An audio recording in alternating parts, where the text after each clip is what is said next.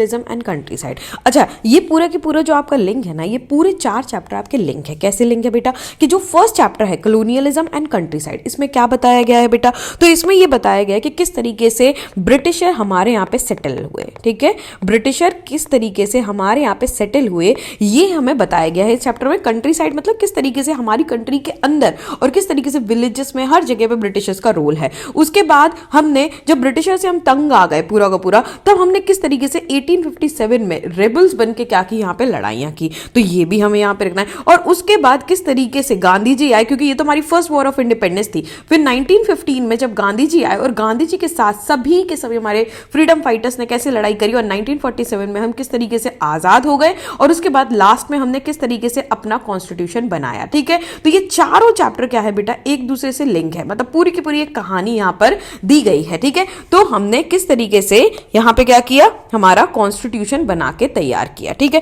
तो ये जो कॉन्स्टिट्यूशन बनाने तक की हमारी जो कहानी है कि भाई फ्रेमिंग दी कॉन्स्टिट्यूशन, लास्ट चैप्टर, यहां तक हमें पूरा का पूरा ये क्या करना है, पढ़ना है। इस चैप्टर में मैं क्विकली आपको समझा देती हूँ कि कॉलोनियलिज्म एंड कंट्री साइड है क्या। देखो, अगर चैप्टर का नाम समझ में आ जाएगा और बात सारी की सारी यही क्लियर हो जाए तो बहुत अच्छा है। ठीक है, मैंने पूरा नोट्स फॉर्मेट में बनाया है तो इजीली आपको समझ में आ जाएगा। कॉलोनियलिज्म एंड कंट्री साइड में क्या बात की गई है, सबसे पहले बात की गई है कि कैसे ईस्ट इंडिया कंपनी इंडिया में आई। ठीक है, ईस्ट इंडिया कंपनी मतलब क्या है कि भाई ब्रिटिशर्स ने क्या किया यहां पर ब्रिटेन से, क्योंकि ये है आपका इंडिया सपोज दैट, और यहां पे जैसे आपका यूरोप है, यूरोप में क्या है आपका ब्रिटेन है, तो ब्रिटेन से ईस्ट इंडिया कंपनी हमारे यहाँ पे आती है। ईस्ट इंडिया कंपनी कैसे आती है बेटा, रॉयल चार्टर के थ्रू। ठीक है, रॉयल चार्टर क्या है, एक तरीके का डॉक्यूमेंट है। जो क्वीन है ना आपके ब्रिटेन की, जो आपकी ब्रिटेन की क्वीन है, उन्होंने एक मोनोपोली स्टेटस, मतलब ये जो रॉयल चार्टर है ना, ये एक मोनोपोली स्टेटस है कि सिर्फ आपका एशिया में, इंडिया हो गया, आपका चाइना हो गया, यहां पे ट्रेड की मोनोपोली किसकी रहेगी बेटा, तो सिर्फ यहां पे ईस्ट इंडिया कंपनी की रहेगी। तो ट्रेड करने के पर्पस से इंडिया में ईस्ट इंडिया कंपनी क्या करती है, आती है। जब यहां पर वो आती है तो देखती है, अरे भाई साहब, जब सपोज दैट कि 1600 में 1600 में यहां पे आती है और 100 सालों के अंदर ये इतना देख लेती है, ओ माय गुडनेस, कितना सारा यहां पर रिसोर्सेस है और इन लोगों को क्या है, कैप्चर करना भी इजी है। ठीक है, तो यहां पर क्या कर लेते हैं, 1757 में ये बैटल ऑफ प्लासी होती है और उसके थ्रू ये क्या है, रूल करना शुरू कर देते हैं। ठीक है, यहां पे क्या कर रहे हैं बेटा, तो यहां पे ये आए हुए हैं सिर्फ ट्रेड पर्पस से। ठीक है, और ईस्ट इंडिया कंपनी रूल करना शुरू कर देती है और सबसे पहले क्या करती है, बंगाल में रूल। तो जैसे ही कॉलोनियलिज्म आता है बेटा, कॉलोनियलिज्म का मतलब क्या होता है, जब एक कंट्री दूसरी कंट्री के ऊपर क्या करने लगे, रूल करने लगे, उसको अपनी क्या बना लेती है, कॉलोनी बना लेती है, उसी को हम क्या कहते हैं, कॉलोनियलिज्म कहते हैं। तो कैसे ब्रिटिशर्स ने हमारी कंट्री पे कैसे रूल किया, मतलब किस तरीके से आई, उसमें हमें बताना है। इसमें आपको 3 केसेस पढ़ने हैं। कौन कौन से केस पढ़ने हैं बेटा लोग, तो इसमें आपको 3 केस पढ़ने हैं। एक बंगाल का, क्योंकि सबसे पहले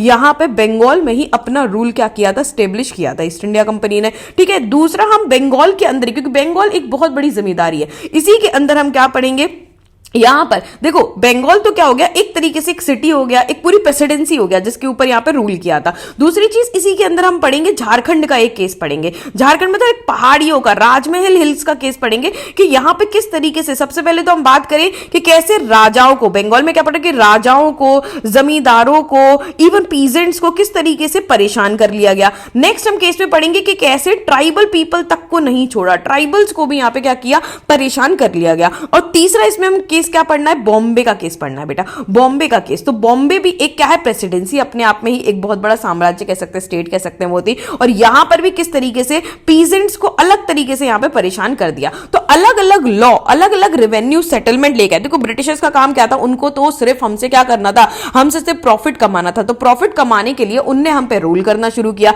तो रूल करने के लिए वो क्या करने लगे, रेवेन्यू। भाई रेवेन्यू क्या होती है, जब गवर्नमेंट कुछ कमाती है टैक्स के थ्रू, तो वो क्या कलेक्ट कर रही है, रेवेन्यू, वो उसकी इनकम क्या है, रेवेन्यू है। तो इन्होंने किस तरीके से रेवेन्यू सेटलमेंट हम पे लॉ लगाए और कैसे हमारे क्या कर दिया, पूरा का पूरा सिस्टम को बर्बाद कर दिया। बस इसी को इस चैप्टर में हमें पढ़ना है। तो कैसे पढ़ेंगे, चलिए इसको शुरू कर देते हैं। कॉलोनियलिज्म एंड कंट्री साइड, इस चैप्टर में हमें क्या पढ़ना है कि किस तरीके से यहां पे बेटा क्या हुआ, ब्रिटिशर्स का जो रूल है वो किस तरीके से कंट्री साइड में, इंडिया में सब कुछ तहस नहस कर दिया। तो ब्रिटिशर्स के रूल ने किस तरीके से इंडिया में क्या किया, अफेक्ट किया, वो हमें पढ़ना है। तो 2 प्रोविंसेस को हम पढ़ेंगे। ठीक है, 2 प्रोविंसेस को हम कौन कौन से पढ़ेंगे, एक हम बंगाल पढ़ेंगे, एक हम बॉम्बे पढ़ेंगे। और बंगाल के अंदर बेटा क्या क्या आ रहा है, तो अगर मैं बात करूं तो उस समय बंगाल आज का वेस्ट बंगाल है ना उतना नहीं था। तो यहां पे अगर मैं बात करूं तो ये पूरा का पूरा अगर बंगाल वाला रीजन है तो बंगाल के अंदर बेटा उड़ीसा, देखो ये उड़ीसा है, यहां झारखंड है, और उसके अलावा अगर मैं बात करूं तो ऊपर तुम चले जाओगे तो यहां पे बिहार वाला रीजन है पूरा का पूरा, ठीक है, और आज का बांग्लादेश है। ये पूरा रीजन मतलब ये देख लो, ये पूरा रीजन किसके अंदर आता था, आपका बंगाल के अंदर आता था। और नीचे ऐसे ही बॉम्बे वाला रीजन था, ये भी अपने आप में क्या था बेटा, बहुत बड़ा था। तो ये दो रीजन पे यहां पे रूल किया था। और इसी के अंदर देखो बंगाल के अंदर अपन को दो जगह पढ़नी है, एक तो हम मेन बंगाल में ही पढ़ेंगे भैया क्या दिक्कत कर दी उन्होंने, और दूसरी चीज हम क्या पढ़ेंगे, यहां पे राजमहल हिल का केस पढ़ेंगे कि भाई राजमहल। तो हमें बेसिकली तीन चीजें पढ़नी है, लेकिन यहां प्रोविंसेस स्टेट्स हम कितनी पढ़ेंगे बेटा, तो यहां पे स्टेट्स हम दो पढ़ेंगे, ठीक है। चलिए आगे बढ़ते हैं। सबसे पहले हम बंगाल का केस देखेंगे कि यहां पर ये जो रेवेन्यू सेटलमेंट लेके आए, देखो हमें क्या पढ़ना है, हमें इसके अंदर पढ़ना है कि किस तरीके से ब्रिटिशर्स ने हम पे रूल किया, और रूल करने के साथ साथ जब ये रूल करने लगेंगे तो ये हम पे क्या लगाएंगे, टैक्स इंपोज करेंगे। टैक्स इंपोज करेंगे तो क्या करेंगे भाई, रेवेन्यू कमाएंगे ना यहां से। तो रेवेन्यू सेटलमेंट के मतलब ये टैक्स के कितने तरीके इन्होंने इस्तेमाल किए। तो सबसे पहले अगर बंगाल की बात करूं तो यहां पे कंपनी ने सबसे पहले रूल किया, और यहां पे हमारा पूरा स्ट्रक्चर ही चेंज कर दिया। मतलब हमारे जैसे विलेजेस हुआ करते थे ना, विलेजेस का पूरा स्ट्रक्चर था वो तक चेंज कर दिया, और हमारा जो रेवेन्यू सेटलमेंट था मतलब टैक्स लेने का तरीका था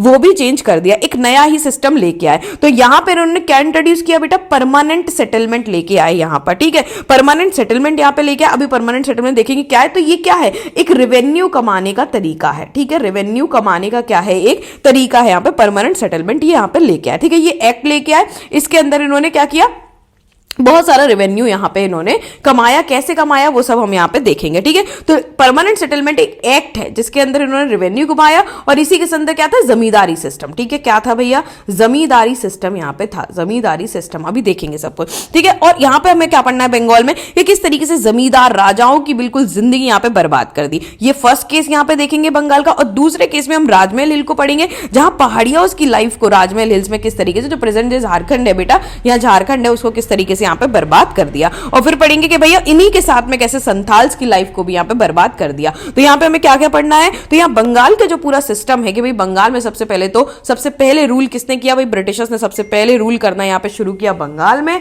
और बंगाल में किस तरीके से यहां पे ये क्या लेके आए बेटा, तो किस तरीके से यहां पर एक लॉ का सिस्टम, मतलब एक तरीके से टैक्स कलेक्ट करने का सिस्टम लेके आए, जिसको हमने परमानेंट सिस्टम कहा, जिसमें ये क्या लेके आए थे, जमींदारी सिस्टम लेके आए थे। और इस जमींदारी सिस्टम ने किस तरीके से किस किस को बर्बाद कर दिया, तो इस केस में हमें तीन, भाई बंगाल में हमें तीन लोग पढ़ने हैं, भाई राजाओं को भी बर्बाद कर दिया, जमींदारों को भी बर्बाद कर दिया, और पीजेंट्स को भी एक तरीके से बर्बाद कर दिया। इसी के उलट अगर हम बात करें बगल में, तो किसको, आपके हम पहाड़ियास को देखेंगे कि भैया यहां ट्राइबल पीपल को भी यहां पे ब्रिटिशर्स ने क्या नहीं किया, छोड़ा नहीं। और इसी के साथ में एक और कम्युनिटी देखेंगे, संथाल्स को, ठीक है। तो चलिए फर्स्ट केस पढ़ते हैं, और उसके बाद फिर हमें क्या पढ़ना है, उसके बाद हम आएंगे यहां पे बॉम्बे के केस पे। तो सबसे पहले हम बंगाल की बात करते हैं। तो बंगाल में सबसे पहले मैंने क्या कहा था कि आपका कॉलोनियल रूल एस्टेब्लिश हुआ था, ठीक है। तो यहां पे क्या करें हम 1765 में, तो हमने क्या किया, सारा कुछ लड़के 57 में ब्रिटिशर्स ने रूल करना शुरू किया। देखो 1600 में ही आ गए थे, लेकिन 57 में यहां पे रूल करना शुरू किया। और रूल करना जैसे ही शुरू किया ना, धीरे धीरे इन्होंने क्या किया, धीरे धीरे 57 में बैटल ऑफ प्लासी जीत कर, मतलब कुछ सालों के अंदर 1765 से ये क्या करके अपने अंदर सारा दीवानी ले ली, मतलब रेवेन्यू कलेक्ट करने तक का राइट इन्होंने क्या कर लिया, यहां पे शुरू कर दिया, ठीक है। तो यहां पर अगर हम बात करें, कुछ शब्द आप क्या आएंगे कि राजा, राजा क्या है भैया, किंग को बोला जा रहा है, जिसने अपनी सारी की सारी पावर है वो खो चुका है, लेकिन बस इसके पास क्या है, बिग लैंड ओनर है, मतलब बड़ी बड़ी जमीनें इसके पास है, लेकिन इसके पास पावर नहीं है बेटा, क्योंकि पावर सारी किसके पास चली गई, ईस्ट इंडिया कंपनी के पास। इसके बाद हम इसमें क्या पढ़ेंगे, जमींदारों को देखेंगे। जमींदार क्या है भाई, बड़े जो रूरल इंडिया विलेजेस के लैंड ओनर्स थे। जमींदार पढ़ेंगे कि जो मतलब एक तरीके से जमींदार क्या, लैंड ऑफ जमींदार का मतलब यहां पे जमींदारी क्या है कि भैया आपने जमींदार यहां पे क्या है कि भैया एक बड़ा बड़ा लैंड ब्रिटिशर्स ने जो दिया हुआ है, और उसकी जो पूरे के पूरे लैंड जो उसके कंट्रोल में है, उसको हमने क्या कहा, जमींदारी यहां पे कहा। उसके बाद तालुकदार एक शब्द आएगा। तो तालुकदार का मतलब क्या है बेटा, one who hold a taluka. Taluka का मतलब एक पर्टिकुलर एक यूनिट एरिया जिसको एक क्या करता है, होल्ड करके रखता है कोई भी पर्सन, तो उसको क्या कहते हैं, तालुकदार कहते हैं। तालुका मतलब कि एक पर्टिकुलर एरिया, ठीक है, जो गांव से बड़ा होता है, जिसके अंदर कई गांव आते हैं, ठीक है। इसके बाद रियॉट पढ़ेंगे। रियॉट का मतलब रैयत होता है, जिसका मतलब क्या है, पीजेंट। अगर कहीं पे भी रियॉट शब्द आएगा तो हम पीजेंट के लिए इस्तेमाल कर रहे हैं। और जोतेदार, रिच एंड पावरफुल रियॉट। देखो रियॉट क्या मतलब क्या है बेटा, पीजेंट है। अब इस पीजेंट में से भी कुछ पीजेंट कैसे होंगे, जो जिनके पास ज्यादा पावर नहीं होंगे, जिसके पास क्या होगा, बहुत कम पावर होगी। तो ऐसे पीजेंट होंगे जो भैया मिडिल क्लास पीजेंट होंगे, जिनके पास ज्यादा पावर नहीं है, जिनके पास ज्यादा जमीन नहीं है, और जिनके पास रिच पीजेंट्स हैं यहाँ पर। रिच पीजेंट्स जो है यहाँ पे, वो रिच पीजेंट्स कौन से हैं बेटा, उनको क्या कहेंगे, जोतेदार कहेंगे। तो ये कुछ शब्द है इसमें जो आए हैं, ठीक है। नेक्स्ट अगर हम बात करें इसके बाद, तो यहाँ पे फिर नेक्स्ट केस में हमें क्या पढ़ना है बेटा, नेक्स्ट केस में हम बॉम्बे डक्कन का केस पढ़ेंगे। और यहाँ पे देखो, अगर मैं बात करूं तो जैसे ही ब्रिटिशर्स ने रूल करना शुरू किया धीरे धीरे, सबसे पहले बंगाल में, तो यहाँ पे बंगाल सबसे पहले क्या लिया इन्होंने, रेवेन्यू का कंट्रोल। इनको नहीं मतलब कि लोगों के साथ क्या हो रहा है, इनको तो बस टैक्स चाहिए। तो ये टैक्स के लिए कुछ सिस्टम लेके आए। जैसे अगर हम बात करें तो यहां परमानेंट सेटलमेंट, ठीक है, परमानेंट सेटलमेंट, ठीक है, कहां पे लेके आए, ये बंगाल में लेके आए। तो परमानेंट सेटलमेंट के अंदर, परमानेंट सेटलमेंट क्या है, एक्ट है बेटा, लॉ है, जिसके अंदर उन्होंने क्या लगाया, जमींदारी सिस्टम, जमींदारी सिस्टम अभी आगे हम पढ़ने वाले हैं। और उसी के साथ में एक और लेके आए, टेम्परेरी सेटलमेंट, क्योंकि परमानेंट सेटलमेंट देखो कोई चीज चल नहीं पाएगी, तभी दूसरी चीज लेके आए, तो टेम्परेरी सेटलमेंट एक्ट लेके आए बेटा, ये टेम्परेरी सेटलमेंट, जिसके अंदर ये क्या लेके आए, जिसके अंदर ये आया है रैयतवारी सिस्टम, ठीक है, रैयतवारी। रैयतवारी से याद रखना, रैयत कौन है भैया, पीजेंट है यहाँ पे, ठीक है। तो रैयतवारी सिस्टम यहाँ पे ये लेके आया, ठीक है, रैयतवारी सेटलमेंट, यहाँ पे आप टेम्परेरी सेटलमेंट कुछ भी कह सकते हैं। किस तरीके से बॉम्बे डक्कन में पीजेंट्स की लाइफ बर्बाद हो गई, तो यही हमें इसमें पढ़ना है। तो चलिए सबसे पहले हम परमानेंट सेटलमेंट की बात कर लेते हैं। मतलब सबसे पहले हम किसकी बात कर रहे हैं बेटा, बंगाल के केस की यहां पर बात कर रहे हैं। तो बंगाल में कौन, चार्ल्स कॉर्नवालिस 1793 में जो गवर्नर थे बंगाल के। देखो सबसे पहले यहाँ पे इसको भी आपको दो पार्ट में पढ़ना है। पहला पार्ट क्या है, जैसे मैं यहाँ पे एक ओवरव्यू दे देती हूँ जिससे आपको समझ में आए कि भाई 1600 में एक तरीके से जो है ब्रिटिशर्स आ गए। 1600 के बाद बेटा 1757 में क्या हुआ, इन्होंने यहाँ पे बैटल ऑफ प्लासी जीता। उसके बाद हम कहेंगे तो 1765 से मान लो कि उन्होंने रूल करना शुरू किया, सब कुछ दीवानी वगैरह रेवेन्यू के राइट ले लिए। कहां पे ले लिए बेटा, बंगाल में ले लिए, ठीक है। तो ये सब किसका रूल चल रहा है यहाँ पे, ये रूल किसका चल रहा है, ये ईस्ट इंडिया कंपनी का रूल चल रहा है। यहाँ पे कंपनी है जो किसके लिए आई थी बेटा, ट्रेड करने के लिए आई थी, लेकिन अब क्या करने लगी है बेटा, रूल यहाँ पे करने लगी है, यहाँ पे रूल करने लगी। तो यहाँ पे बहुत ज्यादा परेशान होके क्या हो गया, यहाँ पे 1857 में मतलब क्या हुआ, 100 साल बाद हम लोगों ने क्या की, जो रेबल्स एंड आज नेक्स्ट चैप्टर में पढ़ने वाले हैं, यहाँ पे फर्स्ट वॉर ऑफ इंडिपेंडेंस होता है बेटा। हमने पहली आजादी की लड़ाई लड़ी और इसी के बाद से कंपनी का रूल बेटा यहाँ पे क्या हो गया, जो कंपनी रूल कर रही थी ना वो एंड हो गया। क्योंकि अब ब्रिटिशर का जिसने क्या किया भाई, ब्रिटेन में रानी ने रॉयल चार्टर दिया था ना जिसके थ्रू ये लोग आए थे, अब उसको यहाँ पे क्या कर दिया गया, कैंसिल कर दिया गया। और यहाँ पर अगर मैं बात करूं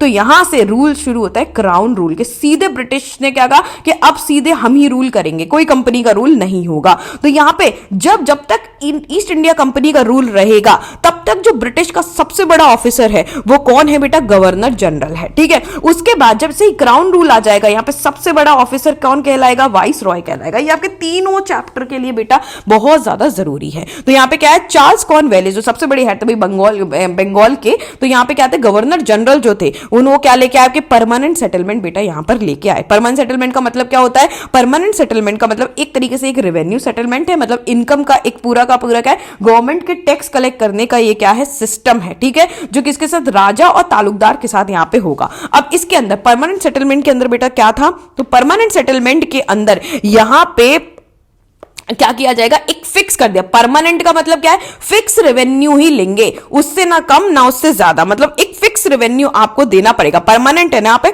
तो फिक्स रेवेन्यू कौन लेगा, तो यहां पे क्लासिफाई किया गया कि जो जमींदार है, ठीक है, उसको रेवेन्यू देना पड़ेगा। तो ये सिस्टम क्या है, जमींदारी सिस्टम, मतलब क्या है, ऊपर है बेटा ब्रिटिशर, ऊपर कौन है, ब्रिटिशर है, बीच में कौन है, यहां पे जमींदार है, ठीक है, बीच में कौन है, जमींदार है, और नीचे कौन है, आपके रियॉट या पीजेंट कह लो। तो रियॉट से पैसा कौन कलेक्ट करेगा बेटा, जमींदार करेगा, और जमींदार पैसा किसको देगा, यहां पे ब्रिटिशर्स को। तो ब्रिटिशर्स को पीजेंट वो नहीं है आंसरेबल, ब्रिटिशर्स को कौन आंसरेबल है, यहां पे जमींदार, और जमींदार को जो fix amount they the, suppose that यहां पे पर्टिकुलर टाइम दिया कि एक महीने में आपको 100 रुपए देने हैं, तो जमींदार को ये 100 रुपए कलेक्ट करने पड़ेंगे। किससे कलेक्ट करने पड़ेंगे, रियॉट से कलेक्ट करने पड़ेंगे, और एक डेडलाइन कि भैया हर महीने की 25 तारीख को आपको ये देना है, किसको, ब्रिटिशर्स को। तो हर महीने की 25 तारीख को ये 100 रुपए देने ही है। तो ये क्या है, परमानेंट सेटलमेंट है। परमानेंट का मतलब क्या है बेटा, कि बिल्कुल रेवेन्यू फिक्स है, और अब इस जमींदार को ये कितना भी ले सकता है। देखो जमींदार हो सकता है कि भैया 110 रुपए ले ले,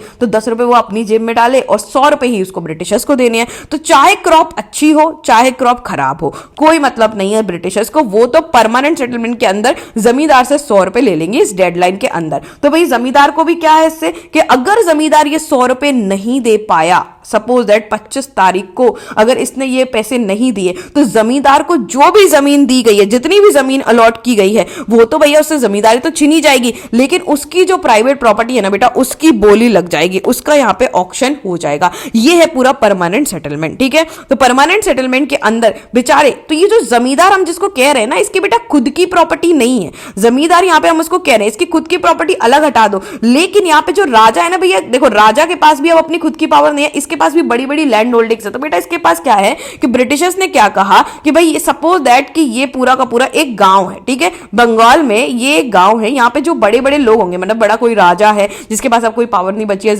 जमींदार है, मतलब बड़े लेवल के जो लोग हैं, उनको क्या कर दिया गया, सपोज दैट कि यहाँ पे हो सकता है कि 100 गांव हो, तो ऐसा कर दिया गया कि भाई ये 100 गांव का होल्ड किसके पास है, एक राजा के पास है या एक जमींदार के पास है। अब इस 100 गांव का रेवेन्यू कलेक्ट करके क्या देना देना, तो ये जो प्रॉपर्टी है वो किसकी है बेटा, ब्रिटिशर की है, लेकिन उसका एक तरीके से थोड़ा राइट किसको मिल गया है, राइट मिल गया है आपके राजा को। इसीलिए तो इसी को कहते हैं जमींदारी, कि उसको कुछ समय के लिए उस प्रॉपर्टी का क्या मिल गया, राइट मिल गया। तो जमींदारी छीनना मतलब कि भाई ये जो राइट अगर वो नहीं दे पाए तो ये तो छीन लिया जाएगा, और उसकी जो पर्सनल प्रॉपर्टी है उसको क्या कर दिया जाएगा, यहां पे बेटा ऑक्शन कर दिया जाएगा। तो यहां पर ये पूरा का पूरा सिस्टम था। ठीक है, तो जमींदार क्या है, लैंड ओनर नहीं है, ठीक है, सिर्फ रेवेन्यू कलेक्टर है, मतलब ये जो पूरी जमीन की उसको जो रिस्पॉन्सिबिलिटी दी है ना, इसका वो ओनर नहीं है, ये बस रिस्पॉन्सिबिलिटी, यहां से बस उसको क्या करना है, रेवेन्यू कलेक्ट करके देना है। तो जमींदार के पास 400 तक भी विलेज होते थे, कभी कभी 10 भी विलेज होते थे, और फिक्स अमाउंट में देना है। ये है पूरा का पूरा सिस्टम। ठीक है, कंपनी क्या करेगी भाई, यहाँ पे जमींदारी के हिसाब से रेवेन्यू लेगी और उसको टोटल अमाउंट देना पड़ेगा। ठीक है, तो ये क्या है, the company fix the total amount, company क्या कर देती, टोटल अमाउंट टू द जमींदार कॉन्ट्रैक्टेड टू पे, जो जमींदार को पे करना, भाई उसको नहीं पता कि पीजेंट ने तुमको कितना दिया है, उसको तो अपना जो फिक्स अमाउंट है बेटा वही लेना है। तो डिफरेंट डिफरेंट विलेजेस से जमींदार को क्या करना पड़ता था, यहाँ पे लेना पड़ता था। भाई जमींदार को भी लगता था भाई मुझे भी फायदा हो जाएगा, 100-200 का क्या दिक्कत है, मतलब बहुत ज्यादा फायदा यहाँ पे उसको भी हो जाए तो यहाँ पे कोई दिक्कत नहीं है। ठीक है, तो यहाँ पे देना पड़ता था, लेकिन अगर जमींदार फेल हो गया बेटा पे करने में तो उसकी जमीन क्या हो जाएगी, यहाँ पे ऑक्शन कर दी जाएगी। तो क्या हुआ, 75% of zamindari change hand after permanent settlement, लेकिन धीरे धीरे क्या होने लगा, जमींदारी बार बार चेंज हो रही थी। 75% जमींदारी चेंज हो रही है भाई, एक बार ये एक जमींदार के अंदर है, फिर दूसरे जमींदार के अंदर, तीसरे जमींदार, ये बड़ा फ्रिक्वेंटली हो रहा था। तो ये आखिर हो क्यों रहा था, ऐसे टैक्स क्यों नहीं कलेक्ट कर पा रहे थे। तो एक ही इसी में जब आप एनसीईआरटी खोलोगे तो आपको क्या दिखेगा, एक ऑक्शन दिखेगा। भाई एक वर्धमान में क्या चल रहा है, वर्धमान में एक ऑक्शन चल रहा है, जो क्या है, वर्धमान वेस्ट बंगाल में जगह है, जहां पे 1797 में एक ऑक्शन चल रहा है। तो देखो ये सिस्टम कब से लागू हो गया, 65 से लागू हो गया, कई सालों बाद क्या हो रहा था, ये ऑक्शन हो रहा था। तो ये ऑक्शन हो क्यों रहा है, तो ये ऑक्शन को फिर हम पढ़ेंगे कि भाई अच्छा ये सिस्टम था। तो क्या हुआ, पहले हमने देखा कि यहां पर ये आपका परमानेंट सेटलमेंट आया, फिर आप देखो एक एग्जांपल भी दे रहे हो ऑक्शन का कि भैया यहां पर क्या हुआ, एक ऑक्शन हुआ, यहां पे क्या दे, राजा थे वर्धमान के, ठीक है, जो क्या कर रहे थे, जिनकी प्रॉपर्टी ऑक्शन हो रही थी, क्योंकि राजा क्या नहीं कर पाए थे बेटा, परमानेंट सेटलमेंट के अंदर वो रेवेन्यू पे नहीं कर पाते, क्योंकि राजा को भी क्या रोल बन रहा था, राजा को भी यहां पे टैक्स कलेक्टर का, मतलब राजा भी कौन था, जमींदार था ब्रिटिशर का, लेकिन वो क्या नहीं दे पाए थे, यहां पे रेवेन्यू नहीं दे पाए थे। तो नंबर ऑफ महल, मतलब जो उनकी प्राइवेट एस्टेट है वो क्या हो रही थी, उसकी बोली लग रही थी यहाँ पे, और बहुत सारे परचेजर ऑक्शन में थे जो क्या कर रहे थे, बिड लगा रहे थे, बिड मतलब बोली लगा रहे थे, जो सबसे ज्यादा हाई बोली लगाएगा उसका हो जाएगा। ठीक है, property, the collector soon discover strange the twist, लेकिन इस कहानी में एक बहुत बड़ा ट्विस्ट था कि भाई बहुत सारे जो परचेजर बैठे थे, मतलब यहाँ पे देखो ये राजा की प्रॉपर्टी जो है वो यहाँ पे क्या है, बहुत सारे बिडर बैठे हुए हैं और वो क्या कर रहे हैं, यहाँ बोली लगा रहे हैं कि भाई यहाँ से इसने लगाया कि भाई 100 रुपए में मैं दूंगा, मैं 200 रुपए दूंगा, लेकिन उसमें से ये पता लगा कि बहुत सारे जो बिडर है वो राजा के ही खुद के सर्वेंट या एजेंट है जो उस प्रॉपर्टी को खरीद रहे हैं। ठीक है, हाफ में, और 95% जो सेल चल रही है ना वो बड़ी फिक्शिशियस सेल चल रही है। तो राजा स्टेट पब्लिकली सोल्ड, कि भाई पब्लिकली तो राजा की प्रॉपर्टी सोल्ड हो रही है, लेकिन वो राजा के अंदर ही है। तो यहां पे क्या करें, बिड लगाई जाती है। देखो ये बोली क्या है बेटा, ये बिड क्या है, इसको एक बार समझ लेते हैं। पूरे कॉन्सेप्ट आपको यहां पे कंप्लीटली समझ में आने चाहिए कि भाई ऐसे तो क्या हो रहा था कि चलो यहां पे बहुत सारे रीजन थे कि ये जमींदार है, भैया तो राजा है, राजा भी जमींदार है, कि जमींदार जो है वो फेल हो रहे थे टैक्स देने में। क्यों भैया, बहुत सारी, क्या आपने कहा ना 75% चेंज ही हो गई। अब यहाँ पे भैया सबकी प्रॉपर्टी ऐसे सेल होती रहेगी, तो जमींदारों ने भी एक क्या निकाली, टेक्टिक निकाली कि हम अपनी प्रॉपर्टी को सेल तो नहीं होने देंगे। तो यहाँ पे क्या है कि भैया अगर चलो 1000 रुपए का, मतलब सपोज दैट यहाँ पे किसी का महल है जमींदार का जो सोल्ड हो रहा है, तो यहाँ पे क्या है, बहुत सारे बिडर बैठे होंगे जो हाईएस्ट बोली लगाएंगे। भाई सपोज दैट इसने क्या लगा दी, 2000 रुपए बोली लगा दी यहाँ पर, ठीक है, और इससे आगे कोई नहीं, तो ये इसका हो गया। लेकिन ये क्या कर देते थे, फेल हो जाता कि भैया हम नहीं दे पाएंगे, तो नहीं दे पाएंगे तो अगली बार बोली लगेगी तो क्या होगी, बहुत कम की लग गई, क्योंकि भाई एक बार बिच के अब वो बिच नहीं रही है प्रॉपर्टी, ऐसा दिमाग में आ रहा है ना, तो दूसरी बार बोली लगेगी। सपोज दैट दूसरी बार बोली लगी, तो यहाँ पे बिडर्स ने फिर से बोली लगाई, ठीक है, फिर से बोली लगा के इस बार उन्होंने कितनी बोली लगाई, इस बार वो 1000 पे अटक गए, लेकिन फिर उसने नहीं दिया पेमेंट। फिर तीसरी बार बोली लगी तो 900, फिर और बोली लगी तो 500। तो ऐसे करते करते ना बोली, मतलब ये उसी के लोग खरीदते जाते थे और वो पैसे नहीं देते थे, तो धीरे धीरे आके यही जो 1000 की प्रॉपर्टी है ना, वही पता चले कि 200 रुपए में मिल गई वो प्रॉपर्टी। तो राजा को तो दोबारा उसकी जमींदारी, उसकी पर्सनल प्रॉपर्टी सब कुछ मिल गया ना, पब्लिकली सोल्ड हुई, लेकिन उसके अंदर आ गई। भाई इसके अंदर अगर मैंने एक इंसान के अंदर वो आ गई है और कम से कम रेट में आ गई है, तो क्या हुआ भाई, राजा को तो फायदा ही हुआ। तो ऐसे फिक्शिशियस सेल होती थी, मतलब मनगढ़ंत। अभी आप आगे पढ़ोगे कि भाई ये क्यों, तो ये फिक्शिशियस सेल जो है वो वर्क कैसे करती थी, कैसे स्ट्रैटेजी थी। तो फिक्शिशियस सेल जो है कि जमींदारी को अपने अंदर करने के लिए यहाँ पे एक स्ट्रैटेजी थी। जो राजा थे बुर्दमन के, उन्होंने क्या कर दी थी कि भाई फिक्शिशियस सेल करना शुरू कर दिया। पहले तो ये बोली के थ्रू क्या है, कम से कम प्राइस में ले आना। कम से कम कैसे ले आना कि भाई अपने ही लोगों से खरीदवा लेना, फिर वो पैसे नहीं देंगे तो उसकी क्या करेगी, डिमांड कम से कम होती रहेगी, भैया ये प्रॉपर्टी बिक क्यों नहीं रही है, ठीक है। पहली चीज तो ये हो गई। और दूसरी चीज बेटा इसमें क्या समझ में आई कि यहाँ पे एक और स्ट्रैटेजी जो यहाँ पे खेली गई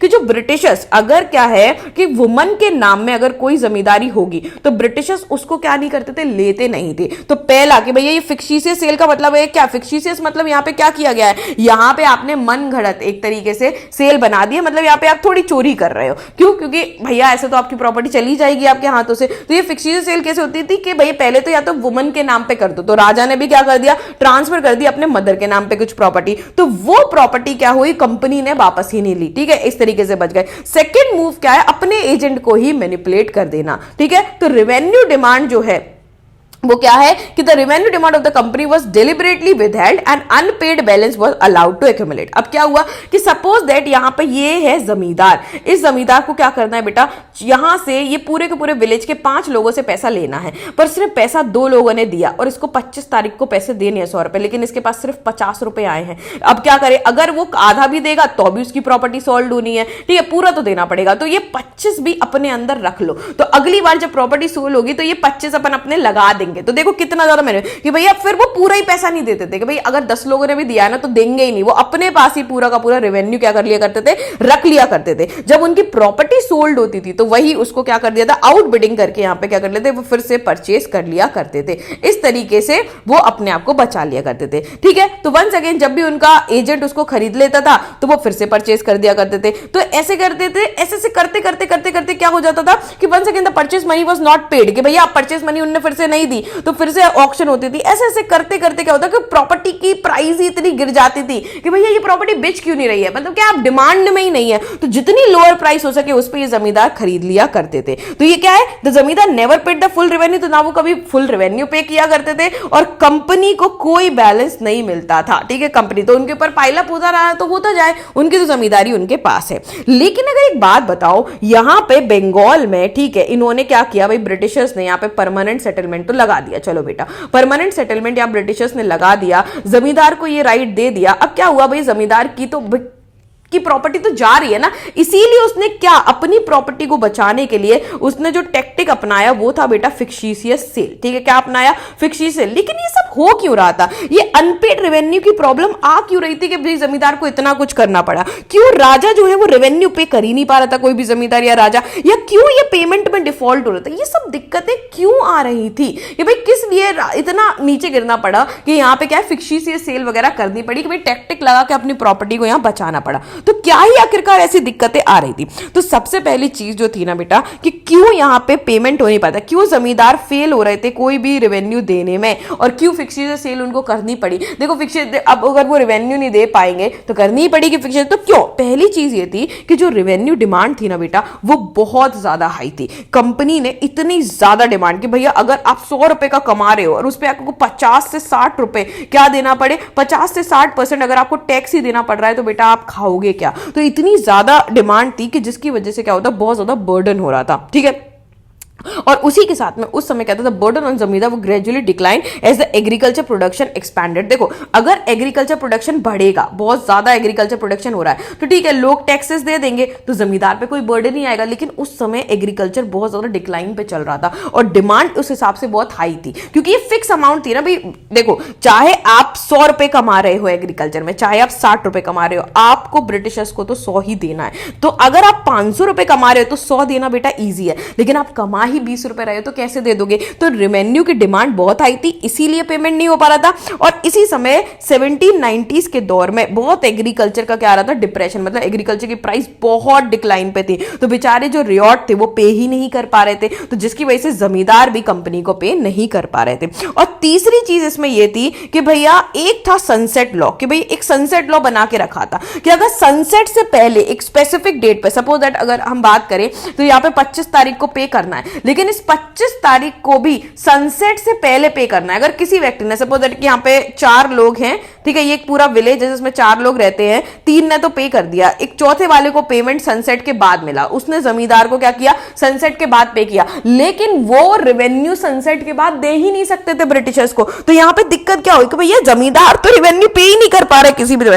क्योंकि एक तो तुमने स्पेसिफिक डेट लगा दिया, ऊपर से यहां प्राइसेस बहुत हाई हो गई हैं, ठीक है, प्राइसेस बहुत हाई है टैक्स की, और तीसरी बात है भैया उनका चल ही नहीं रहा है, तो किस तरीके से वो दे। और चौथी चीज क्या है कि यहां पर the permanent settlement initially limit the power of जमींदार, कि जमींदारों के पास इतनी पावर भी नहीं थी कि वो ढंग से टैक्स कलेक्ट भी कर पाए। देखो शुरुआत में जब कंपनी ने रूल किया ना, तो हमारे यहाँ पे कंपनी के रूल से पहले अगर तुम देखोगे तो इससे पहली वाली बुक में तुम्हारा जो पीजेंट जमींदारी वाला चैप्टर है ना, उसमें तुम्हें पता होगा कि राजा के पास कितनी ज्यादा पावर थी। तो राजा बहुत ज्यादा पावरफुल हुआ करते थे, और साथ में जमींदार रियल में जमींदार हुआ करते थे, मतलब रियल में इनके पास बहुत सारी जमीन थी। ब्रिटिशर्स के आने के बाद उनके पास जमीन तो थी, लेकिन वो उनकी खुद की नहीं थी, बस वो एक टैक्स कलेक्टर थे। तो उस समय जब इनके पास बहुत सारी जमीन थी तो जमींदार के पास बड़ी सारी पावर हुआ करती थी, इवन राजा के पास भी पावर हुआ करती थी, लेकिन इन दोनों की पावर को क्या कर लिया गया बेटा, छीन लिया गया। तो जब इनकी पावर ही छीन ली गई तो फिर क्या पड़ा, इनके पास पावर ही नहीं है, तो ये किस तरीके से जोर लगा के, तो कोई भी, जब इनके पावर नहीं है तो पीजेंट इनकी बात नहीं मानेंगे। तो ये भी एक रीजन था कि उनको क्या नहीं दिया, टैक्स नहीं दिया करते थे। इवन इस समय जो रिच यहां पे लैंडलॉर्ड, जोतेदार, वो जानबूझ के जमींदार को परेशान करने के लिए क्या है, देने से मना कर दिया करते थे रेवेन्यू, ठीक है। तो लिमिट द पावर ऑफ जमींदार, कि भाई ब्रिटिशर्स ने इनकी पावर को इतना लिमिट कर दिया था कि बेचारे काम ही नहीं कर पाते थे ढंग से। कि जमींदार, देखो पहले के जमाने में, मतलब ब्रिटिशर से पहले एक जमींदार बहुत पावरफुल फिगर हुआ करता था, इसके पास खुद की सेना हुआ करती थी, ये इसके खुद के भाई कस्टम ड्यूटीज हुआ करती थी, भैया ये कुछ टैक्स खुद के कलेक्ट करता, भाई राजा तो कलेक्ट करता ही था, ये भी कलेक्ट किया करता था, इसकी खुद की कोर्ट हुआ करती थी। तो ये सारी पावर के भाई उसके ट्रूप्स डिस्पेंड कर दिए गए, उसके कस्टम ड्यूटीज अबॉलिश कर दी गई, कचहरीज और कोर्ट जो है वो सब कुछ कलेक्टर के अंदर आ गया एक तरीके से। जो वहां का कलेक्टर, रेवेन्यू कलेक्टर नहीं है, ये नॉर्मल ऑफिसर, ब्रिटिश ऑफिसर के अंदर सब कुछ आ गया, ठीक है। तो सारी की सारी जो लोकल जस्टिस या लोकल पुलिस की जो पावर थी जमींदार की, वो सब खो गई, ठीक है। और एक कलेक्ट्रेट का ऑफिस बन गया जो क्या है, जमींदार के अलावा अथॉरिटी में आ गया। तो ये सारी चीजें जो हुई ना बेटा, तो इसी समय at the time of the rent collection जो ऑफिसर होता था जमींदार का, अमला, ठीक है, ये इसको कोई भी क्या ना पूछता ही नहीं था, कोई भी यहां पे क्या नहीं देता था, उसको देता ही नहीं था रेंट, क्योंकि अब कोई पावर ही नहीं है जमींदार की, इसीलिए यहां पर रेवेन्यू कलेक्ट नहीं हो पाता था। और एक जो इंपॉर्टेंट रीजन ये है कि जो रिच रियॉट होते थे, रिच फार्मर्स जो है, जैसे जोतेदार है और विलेज हेड है, मंडल जिसको कहा जाता था, ये जमींदार को परेशान करके बड़े ज्यादा खुश हुआ करते थे, इसीलिए जमींदार डिफॉल्ट कर जाता था, इसीलिए जमींदार की प्रॉपर्टी क्या होती थी बेटा, ऑक्शन होती थी। अब ये बार बार उसको ये पता है कि रियॉट ही नहीं दे रहे, अब रियॉट से तो ब्रिटिशर कुछ कह नहीं रहे हैं, लेकिन मुझसे ही सब कुछ कहेंगे, इसीलिए क्या कर दो, इसीलिए फिक्शियस, इसीलिए सेल में धोखाधड़ी कर दो, करप्शन कर दो, कि मेरी प्रॉपर्टी क्यों जाए, जब ये लोग पैसा दे ही नहीं रहे हैं तो मैं अपनी प्रॉपर्टी को क्यों बर्बाद करूं, कि मैं तो टैक्स कलेक्ट यहां पे कर रहा हूं। इसीलिए क्या होता था, यहां पे फिक्शियस सेल हुआ करती थी, ठीक है। चलो, तो बंगाल में क्या थे भैया, राजा और जमींदार को तो आपने देख लिया कि भाई वो कैसे परेशान थे, कैसे फिक्स सेल। इसके अलावा आपने पीजेंट को देख लिया, भैया पीजेंट से टैक्स लिया जाता था। इसके अलावा जो एक रिच पीजेंट भी यहां पर हुआ करते थे, धीरे धीरे ये ग्रो होना बंगाल में बहुत ज्यादा शुरू हो गए, जोतेदार का राइज बहुत ज्यादा हो गया। तो जोतेदार कौन है बेटा, रिच पीजेंट है, ठीक है, जो क्या करते थे, जमींदार को बिल्कुल भी टैक्स कलेक्ट करने ही नहीं देते थे। तो क्यों भैया इनकी पावर ऐसी बढ़ती क्यों चली जा रही थी, तो सबसे पहली बात तो ये है कि कुछ जगहों पर इनको हलदार घंटीदार भी कहा जाता था, ठीक है, कुछ जगह पे घंटीदार मंडल इनको कहा जाता था, ठीक है। तो एक फ्रेंचिस बुचानन क्या था, उसने एक सर्वे किया। तो अब बताओ कि ये कॉलोनियलिज्म के समय पे, मतलब ये अगर हम बात करें 1765 की भी, चलो बेटा ये बात है, तो उस समय के बारे में ये पता कहां से चलता है? तो ये सारे सर्वे, मतलब ब्रिटिश रिकॉर्ड, ये जो हम जितनी बात कर रहे हैं ना, ये सब हमें कहां से पता चलता है भाई? रिकॉर्ड से। ये क्वेश्चन आ जाता है कि हम इतनी सारी कॉलोनियलिज्म की हमने बात कर दी, तो ये सब हमें पता कहां से चला, ठीक है, कैसे पता चला कि ऐसे डिफॉल्ट किया जाता था, कैसे पता चला? तो ये सब पहली चीज तो ये कि भाई ब्रिटिश रिकॉर्ड, उस समय ब्रिटिशर्स क्या करते, हर चीज का रिकॉर्ड करते थे। इवन यहाँ पे बहुत सारे ब्रिटिश ऑफिसर्स थे जो सर्वे किया करते थे, जिसमें एक है फ्रांसिस बुचानन, ठीक है, जिनने एक सर्वे किया था और उन्होंने नॉर्थ बंगाल के जोतेदारों को डिस्क्राइब किया था कि 19वीं सेंचुरी में भाई जोतेदार कौन है? जिसके पास बहुत सारी जमीन है, ठीक है, और उसके पास सिर्फ जमीन नहीं है, उसके पास लोकल ट्रेड, मनी लेंडिंग के, मतलब वो क्या है, पैसा भी बोरो पे दे रहा है पुअर पीजेंट को। तो वो पुअर पीजेंट से बहुत ज्यादा कि भाई रिच, देखो जो जमींदार हुआ करते थे ना, वो सिर्फ नाम के जमींदार है, वो रहा तो शहरों में करते थे बेटा, अर्बन एरिया में, लेकिन ये जो रिच पीजेंट है ये गांव में ही रह रहे हैं और ये पीजेंट के साथ है। भाई पीजेंट इनको अपना फोर फादर मान रहे हैं, एक तरीके फादर फिगर मान रहे हैं उनको, क्योंकि वो उनको पैसा भी दे रहे हैं, सब कुछ दे रहे हैं, इसीलिए। और धीरे धीरे करके जो जिनके पास कम कम लैंड होती थी ना, जैसे किसी के पास सिर्फ 1 बीघा जमीन है,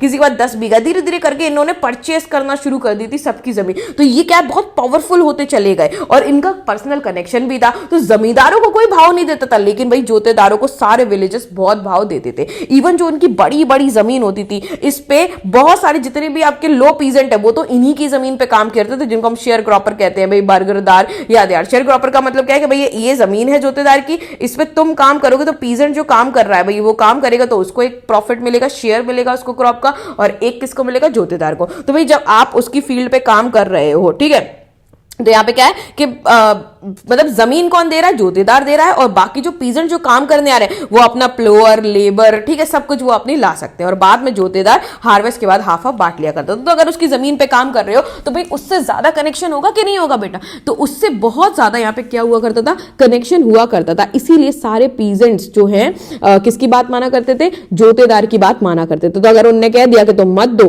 तो फिर यहाँ पे पेमेंट नहीं होता था कि भाई, इसीलिए यहाँ पे जमींदार की प्रॉपर्टी क्या हो जाती थी? यहाँ पर ऑक्शन हो जाती थी। लेकिन एक बात बताओ, जमींदार के साथ इतना गलत हो रहा है, क्या जमींदार रुक के बैठेगा? नहीं, जमींदार भी तो अपना दिमाग चलाएगा। तो दिमाग तो रजने देंगे भैया, ये सब परमानेंट सेटलमेंट को रोकने के लिए, क्योंकि उसको ये तो पता है कि भाई ये जोतेदार उसको ग्रो होने नहीं दे रहे हैं, रियॉट उसको पेमेंट दे नहीं रहे हैं, ऊपर से जमींदार, और ऊपर से क्या हो गया भैया, ब्रिटिशर्स उसकी प्रॉपर्टी को सेल किए जा रहे हैं। तो बेटा कुछ तो करेगा ना वो। तो वो क्या, उसकी दो स्ट्रैटेजी क्या है? पहली चीज तो हमने देख ली, फिक्शिशियस सेल। फिक्शिशियस सेल का मतलब क्या होता है कि भैया पहले ही जैसे राजा वर्धमान के राजा थे ना, उन्होंने किया इस तरीके से, बड़े सारे लोगों ने यहाँ पे क्या किया? फिक्शिशियस सेल किया। फिक्शिशियस सेल क्या? या तो बेनामी परचेस। बेनामी परचेस क्या होता है? यहाँ बेनामी ट्रांजैक्शन आ जाएगा बेटा। बेनामी ट्रांजैक्शन का मतलब है कि अपनी प्रॉपर्टी किसी ऐसे पर्सन के नाम कर देना जो एग्जिस्ट ही नहीं करता इस दुनिया में, या किसी कुत्ते बिल्ली के नाम कर देना ये। और इसके अलावा क्या किया गया? इसके अलावा अपनी मदर, मतलब वुमन के नाम पे प्रॉपर्टी कर देना, और इसके नाम, क्योंकि वुमन से तो प्रॉपर्टी नहीं ली जाएगी। और तीसरी चीज क्या कर देना?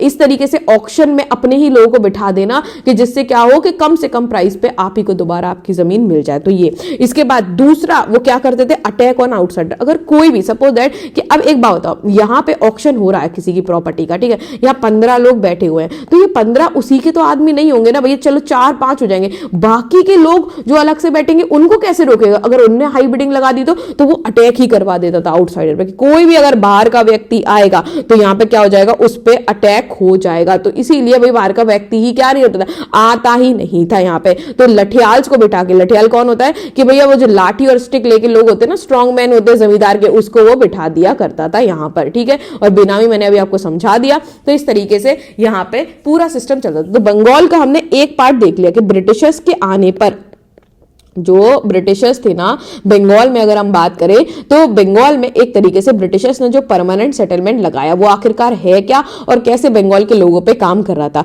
लेकिन उसी के बीच एक 5th रिपोर्ट आती है। अब देखो, ये जो आपके ब्रिटिशर्स भी थे ना, वो भी क्यों इतना ज्यादा मतलब स्ट्रिक्ट थे इस चीज को लेकर। क्यों स्ट्रिक्ट थे यहाँ पर ये सारी चीजों को लेकर कि यहाँ पे परमानेंट सेटलमेंट के अंदर टैक्स कलेक्ट ही होना चाहिए, नहीं कलेक्ट होगा तो जमींदार की प्रॉपर्टी चली जाएगी, क्योंकि इनको भी क्या करना पड़ता था, इनको भी मेंटेन करना। यहाँ पे कौन का है बेटा, ईस्ट इंडिया कंपनी, और ईस्ट इंडिया कंपनी की क्या करती थी, एक रिपोर्ट जाती थी किसके पास, ब्रिटिश पार्लियामेंट में। अब देखो, अब यहाँ पे अलग के समझो, इंडिया को छोड़ो, अब तुम ब्रिटेन में वापस आओ। ब्रिटिश पार्लियामेंट में, ब्रिटिश पार्लियामेंट क्या है भाई, ब्रिटेन की सरकार में, ठीक है, तो ब्रिटेन की सरकार में यहाँ पे हमेशा, क्योंकि ईस्ट इंडिया कंपनी को रॉयल चार्टर के थ्रू बेटा क्या मिली है, मोनोपोली मिली है। तो मोनोपोली का मतलब क्या है कि सिर्फ वही अकेला रूल कर सकते हैं, वही अकेला ट्रेड कर सकते हैं एशिया में। तो इससे क्या हो, जल भुनकर जितने और ज्यादा आपके क्या है ट्रेडिंग कंपनी है, वो क्या बोलेगी ब्रिटिश गवर्नमेंट से, तो other trading company British government से बोलेगी भैया हमें भी दे दो ना ये सारे राइट। तो वो ईस्ट इंडिया कंपनी का मौका नहीं छोड़ेगी यहां पर क्या करने का, बदनाम करने का, कि देखो ईस्ट इंडिया कंपनी ने वहां के लोगों को संभाल नहीं पा रही है, वहां के लोग टैक्स पे नहीं कर रहे हैं, ये नहीं कर रहे हैं, वो नहीं कर रहे हैं। तो इस तरीके से ब्रिटिश पार्लियामेंट में बड़ी सारी बहस डिबेट चलती थी। तो यहां पे हर साल ईस्ट इंडिया कंपनी की क्या जाती थी, एक रिपोर्ट जाती थी, कि वो रिपोर्ट में सब कुछ लिखा होता था कि भाई कितना टैक्स कलेक्ट किया, कितना कमाया, कितना क्या किया, जिससे कि कोई भी दिक्कत ना आए। तो ऐसी ही एक रिपोर्ट, 5th नंबर की रिपोर्ट 1813 की, वो क्यों फेमस है, क्योंकि ये 800 पन्ने की बेटा बहुत बड़ी रिपोर्ट थी, जिसमें जमींदारों की, पीजेंट्स की कई सारी कंप्लेंट पली हुई थी, कई सारी पिटीशन यहां पड़ी हुई थी। तो 5th रिपोर्ट क्या है, ये 1813 में सबमिट हुई थी आपकी, ठीक है, इंग्लिश ईस्ट इंडिया कंपनी की रिपोर्ट थी। ये सीरीज की 5th नंबर की, मतलब इससे पहले 1 2 3 4 रिपोर्ट और भी आ चुकी है। अब ये क्या थी, अगर हम बात करें तो सॉरी, ये 1000 पन्नों की, 1002 पन्नों की ये रिपोर्ट है, जिसमें 800 पन्नों में तो सिर्फ और सिर्फ पिटीशन ही लिखी हुई थी, कि भाई जमींदारों की रिपोर्ट ही लिखी हुई थी सारी चीजों की, ठीक है, बड़ी सारी चीजें थी। तो ये हिस्टोरिकली अगर हम बात करें तो इसमें ऐसा कोई भी सोर्स नहीं है हिस्ट्री के मामले में, लेकिन ये बताया जा रहा है कि कितने सारे ग्रेवियंसेस, कितनी सारी कंप्लेंट जो थी इस रिपोर्ट में थी। और ये रिपोर्ट क्या करते थे, ये रिपोर्ट के थ्रू ही भाई कंपनी का क्या फ्यूचर रहेगा इंडिया में वो डिसाइड होता है। कंपनी भी अपने आप में डरी हुई है भैया कि कंपनी को भी अपनी रिपोर्ट देनी है। तो यहां पे क्यों भैया ये रिपोर्ट होती थी, क्योंकि बहुत सारे ग्रुप जो ब्रिटेन में थे वो ईस्ट इंडिया कंपनी, जो इंग्लिश इंडिया कंपनी है, उसकी मोनोपोली के खिलाफ थे। बहुत सारे इंडस्ट्रियलिस्ट यहाँ पे जो थे, जो डिबेट करते थे, वो हमेशा यही बताते थे ब्रिटेन में कि वो कंपनी कैसे मिसरूल कर रही है, मैल एडमिनिस्ट्रेशन कर रही है, ढंग से एडमिनिस्ट्रेशन नहीं कर रही। तो वो रिवोकेशन, जो रॉयल चार्टर दिया हुआ है ना, उसको रिवोक करने का, खत्म करने का और फिर से बनाने का बात करते थे। तो 1773 में एक रेगुलेशन एक्ट आया बेटा, ब्रिटिश पार्लियामेंट ने लॉन्च किया, और इस एक्ट के अंदर यहां पे क्या गई, एक कमेटी बिठाई गई, जो क्या आएगी, इंक्वायरी लगाएगी कि सच में ब्रिटिश में जो ईस्ट इंडिया कंपनी है वो ढंग से काम कर रही है कि नहीं करेगी। तो ये जो सिलेक्ट कमेटी है वही रिपोर्ट बनाती थी, और इसी की सिलेक्ट कमेटी ने क्या बनाई, 5th रिपोर्ट यहां पे बना के तैयार करी। आई होप कि आपको समझ में आए। तो ये हो गया बेटा फर्स्ट केस, ठीक है, सॉरी, ये क्या हो गया आपका फर्स्ट केस, कि भैया सबसे पहले ब्रिटिशर्स आए और ब्रिटिशर्स ने बंगाल में किस तरीके से क्या लेके आए बेटा, परमानेंट सेटलमेंट लेके आए, परमानेंट सेटलमेंट लेके आए। अब ये बंगाल में देखो कुछ जगह जो आपका अगर बात करो विलेजेस हो गए, ठीक है, विलेज वाली जगह हो गई, या फिर आपके सिटीज वाली जगह हो गई, इधर पे तो भैया ये काम कर रहा था। लेकिन बंगाल में एक जगह आपका फॉरेस्ट एरिया भी था, ठीक है, फॉरेस्ट एरिया भी था। अब भैया ईस्ट इंडिया कंपनी को तो अपना प्रॉफिट लगाना है, तो ये प्रॉफिट कैसे भी आए उनको नहीं फर्क पड़ता। तो इस फॉरेस्ट एरिया में, फॉरेस्ट एरिया कौन सा बेटा, तो बंगाल के अंदर ही आता था राजमहल हिल, जो आज का झारखंड है, राजमहल हिल्स आती थी। और राजमहल हिल्स में बेटा कौन रहते थे, पहाड़ियास, ये ट्राइबल लोग हैं, क्योंकि पहाड़ पे रह रहे हैं इसीलिए इनको क्या कहते हैं, पहाड़ियास, ठीक है, पहाड़ियास लोग यहाँ पे रहा करते थे। अब ये क्या है, देखो हो और प्लो की लड़ाई, हो और प्लो क्या है, हो का मतलब होता है बेटा कि पुराने जमाने, मतलब प्रिमिटिव स्टाइल का एग्रीकल्चर करना। तो ये जो पहाड़ियास थे ये भैया इन जंगलों में रहा करते थे, इन जंगलों में ये क्या करते थे, शिफ्टिंग एग्रीकल्चर करते थे, मतलब बहुत प्रिमिटिव पुरानी स्टाइल की चीजें यूज करते थे। मतलब एक जमीन को पहले क्या कर दिया, वहां पे खेती कर ली, फिर अगर उसकी बंजर होगी तो जला के दूसरी जगह खेती कर दी, शिफ्टिंग एग्रीकल्चर किया करते थे, झूमिंग एग्रीकल्चर भी कहा जाता है इसको। तो यहाँ पे क्या थे कि ये सेटल नहीं थे, एक जगह किया, ठीक है, फिर दूसरी जगह चले गए, फिर तीसरी जगह चले गए, फिर चौथी जगह चले गए। तो इससे क्या था ना कि ब्रिटिशर्स यहाँ पे रेवेन्यू कलेक्ट नहीं कर पा रहे थे, क्योंकि रेवेन्यू किससे कलेक्ट करेंगे बेटा, जो परमानेंट सेटल होगा वहां पर, उसी से तो रेवेन्यू कलेक्ट करेंगे। तो इनसे रेवेन्यू कलेक्ट नहीं होता था। तो यहाँ पे क्या है, हो की लड़ाई। हो का मतलब क्या है, जो लोग प्रिमिटिव टेक्नोलॉजी को इस्तेमाल कर रहे हैं, और प्लो का मतलब क्या है कि भैया देखो हल, प्लो का मतलब हल होता है ना, हल का मतलब ये चाहते थे कि यहाँ पे क्या परमानेंटली ये सेटल हो जाए और यहाँ पे परमानेंट सेटल्ड एग्रीकल्चर करने करने लगे। तो ये जो वो वाले हैं, मतलब ये जो पहाड़ियां है, जो प्रिमिटिव टेक्नोलॉजी, पुराने मेथड यूज कर रहे हैं, ये सेटल्ड एग्रीकल्चर नहीं कर रहे, एक प्लेस से दूसरी जगह जा रहे हैं। और ब्रिटिशर्स जो फ्लो चाह रहे हैं, मतलब ये क्या चाह रहे हैं कि परमानेंट सेटलमेंट चाह रहे हैं कि एक जगह ये सारे पहाड़ियां स्थित हो जाएं, जिससे कि ब्रिटिशर्स क्या कर पाए, कलेक्शन कर पाए। तो ये दोनों की यहां पे लड़ाई है। तो हो क्या मतलब सिंबलाइज करता है, टूल ऑफ किसके, पहाड़ियास के, मतलब जो शिफ्टिंग एग्रीकल्चर कर रहे हैं एक जगह से दूसरे, एंशिएंट टूल्स का इस्तेमाल कर रहे हैं। और प्लो क्या सिंबलाइज करता है, बेसिकली संथाल्स को सिंबलाइज करता है, क्योंकि ये प्लो करने के लिए, मतलब परमानेंट सेटलमेंट के लिए, क्योंकि ये तो कर नहीं रहे थे, तो यहां इन्हीं की जगहों पर किसको बिठा दिया, संथाल्स को। ये एक कम्युनिटी है बंगाल की जो क्या करती है, बेसिकली ये क्या है, स्मॉल पीजेंट की कम्युनिटी है जो एक परमानेंट सेटलमेंट, मतलब कहीं पर भी सेटल होकर एग्रीकल्चर करने लगती है। तो ये क्या है, इनको बिठा दिया। तो इनकी लाइफ किस तरीके से, पहाड़ियास की लाइफ बर्बाद कर दी ब्रिटिशर्स ने, उसी को हमें यहां पे देखना है। तो एक समय क्या आता है, ये सब कुछ भाई कहां से पता चलता है, फ्रांसिस बुचानन से। भाई फ्रांसिस बुचानन क्या थे, ट्रैवल करके एक जगह से दूसरी जगह जाते थे, अपनी रिपोर्ट तैयार करते थे, और वहीं से। तो चलो थोड़ा सा फ्रांसिस बुचानन के बारे में पढ़ने दें कि इनके सर्वे से हमें पता चला जोतेदार कौन होते हैं, इन्हीं के सर्वे से पता चला कि भाई ये पहाड़ियास कैसे रहते थे, इनका क्या ओपिनियन था। तो जब इतना कुछ इनसे पता ही चल रहा तो इनके बारे में जान ही लेते। तो ये फिजिशियन थे, ठीक है, ये इंडिया आए थे और इन्होंने बंगाल मेडिकल सर्विस में अपना बहुत सारा समय क्या किया था, दिया हुआ था। तो फ्रांसिस बुचानन की बात करें तो ये क्या थे, एक फिजिशियन थे, और ये क्या थे, सर्जन थे, किसके, गवर्नर जनरल ऑफ इंडिया जो थे लॉर्ड वेलेस्ली, उनके।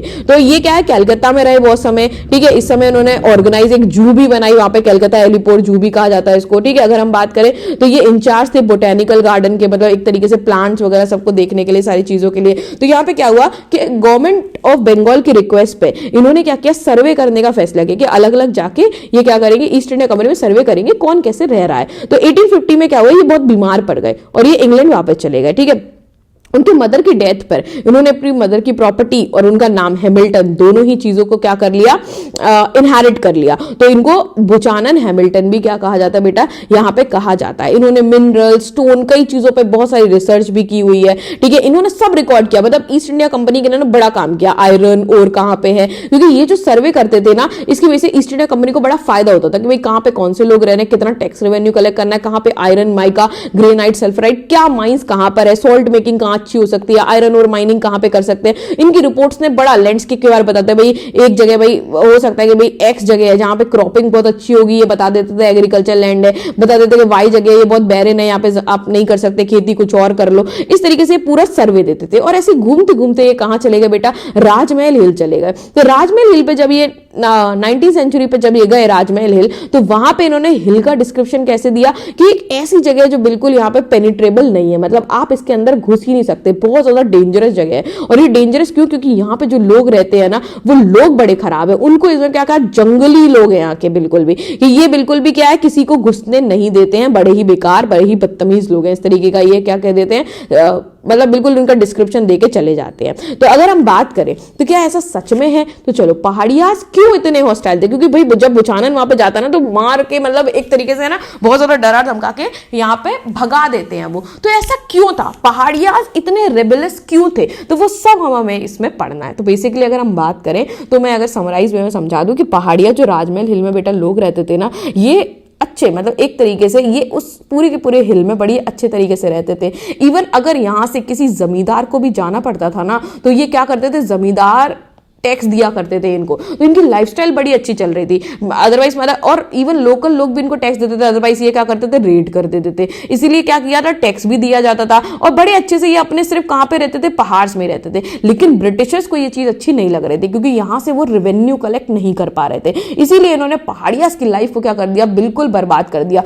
कि अगर हम बात करें, इनको बिल्कुल क्या कर दिया कि यहां पर लॉ लेके आए, लॉ ऑफ पैसिफिकेशन, कहीं भी कोई भी पहाड़ियां दिखे तो उसको क्या कर दो, मार दो। या फिर एक और लॉ लेके आइए कहां पे, कि अगर जो पहाड़ियास के जो ग्रुप के लीडर है उनको क्या कहा कि आप अपनी कम्युनिटी को समझा लो। तो अगर बहुत सारे लीडर्स थे जो मान गए, बहुत सारे नहीं माने, तो इस तरीके से क्या है, इनके ऊपर पॉलिसी थी कि भैया कोई भी पहाड़ियां कहीं पर भी दिखे तो उसको क्या कर दो, बिल्कुल जिंदा ही मार दो। तो बेचारे क्या थे, अपनी ये पहाड़ों के पीछे पीछे छुपते चले गए। इनकी लाइफ बस से क्या हो गई, बर्बाद हो गई। और ये जो जमीन थी उसको काट के इन लोगों ने क्या कर दिया, यहाँ पे संथाल कम्युनिटी को भेजा दिया, और उसने यहाँ पे एग्रीकल्चर करना बेटा क्या कर दिया, शुरू कर दिया। और यहां से फिर बाद में ब्रिटिशर्स ने संथाल्स को भी नहीं छोड़ा। संथाल ने धीरे धीरे भैया 2000 विलेज से 5000 विलेज से 6000 विलेज से बड़े एरिया को क्या कर दिया, पूरे राजमहल हिल्स की कटिंग हो गई और पूरे राजमहल हिल में क्या हो गया, जो परमानेंट सेटलमेंट चाहते थे जिससे टैक्स आए वो यहाँ पे करना शुरू कर दिया, लेकिन बाद में संथाल्स का भी इतना टैक्स बढ़ा दिया कि संथाल्स ने भी रिवॉल्ट कर दिया। तो इस तरीके से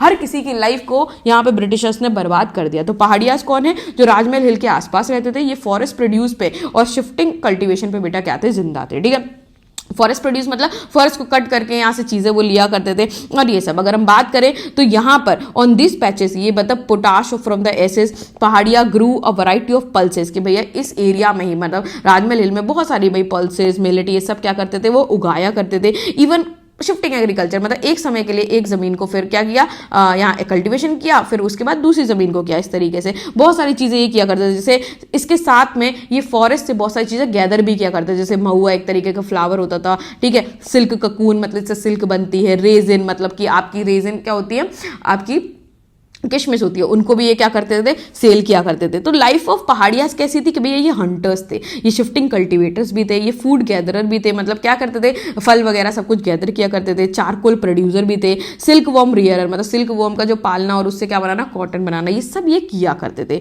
ठीक है, हट्स में रहा करते थे, जो टमारेंट जो इमली के ग्रुप्स होते हैं ना, पेड़ होते हैं, उन्हीं के हट बना के, झोपड़ी बना के ये रहा करते थे। ठीक है, और शेड ऑफ मैंगो ट्रीज के अंदर ही रेस्ट किया करते थे। तो ये इन्हीं का रीजन था पूरा का पूरा।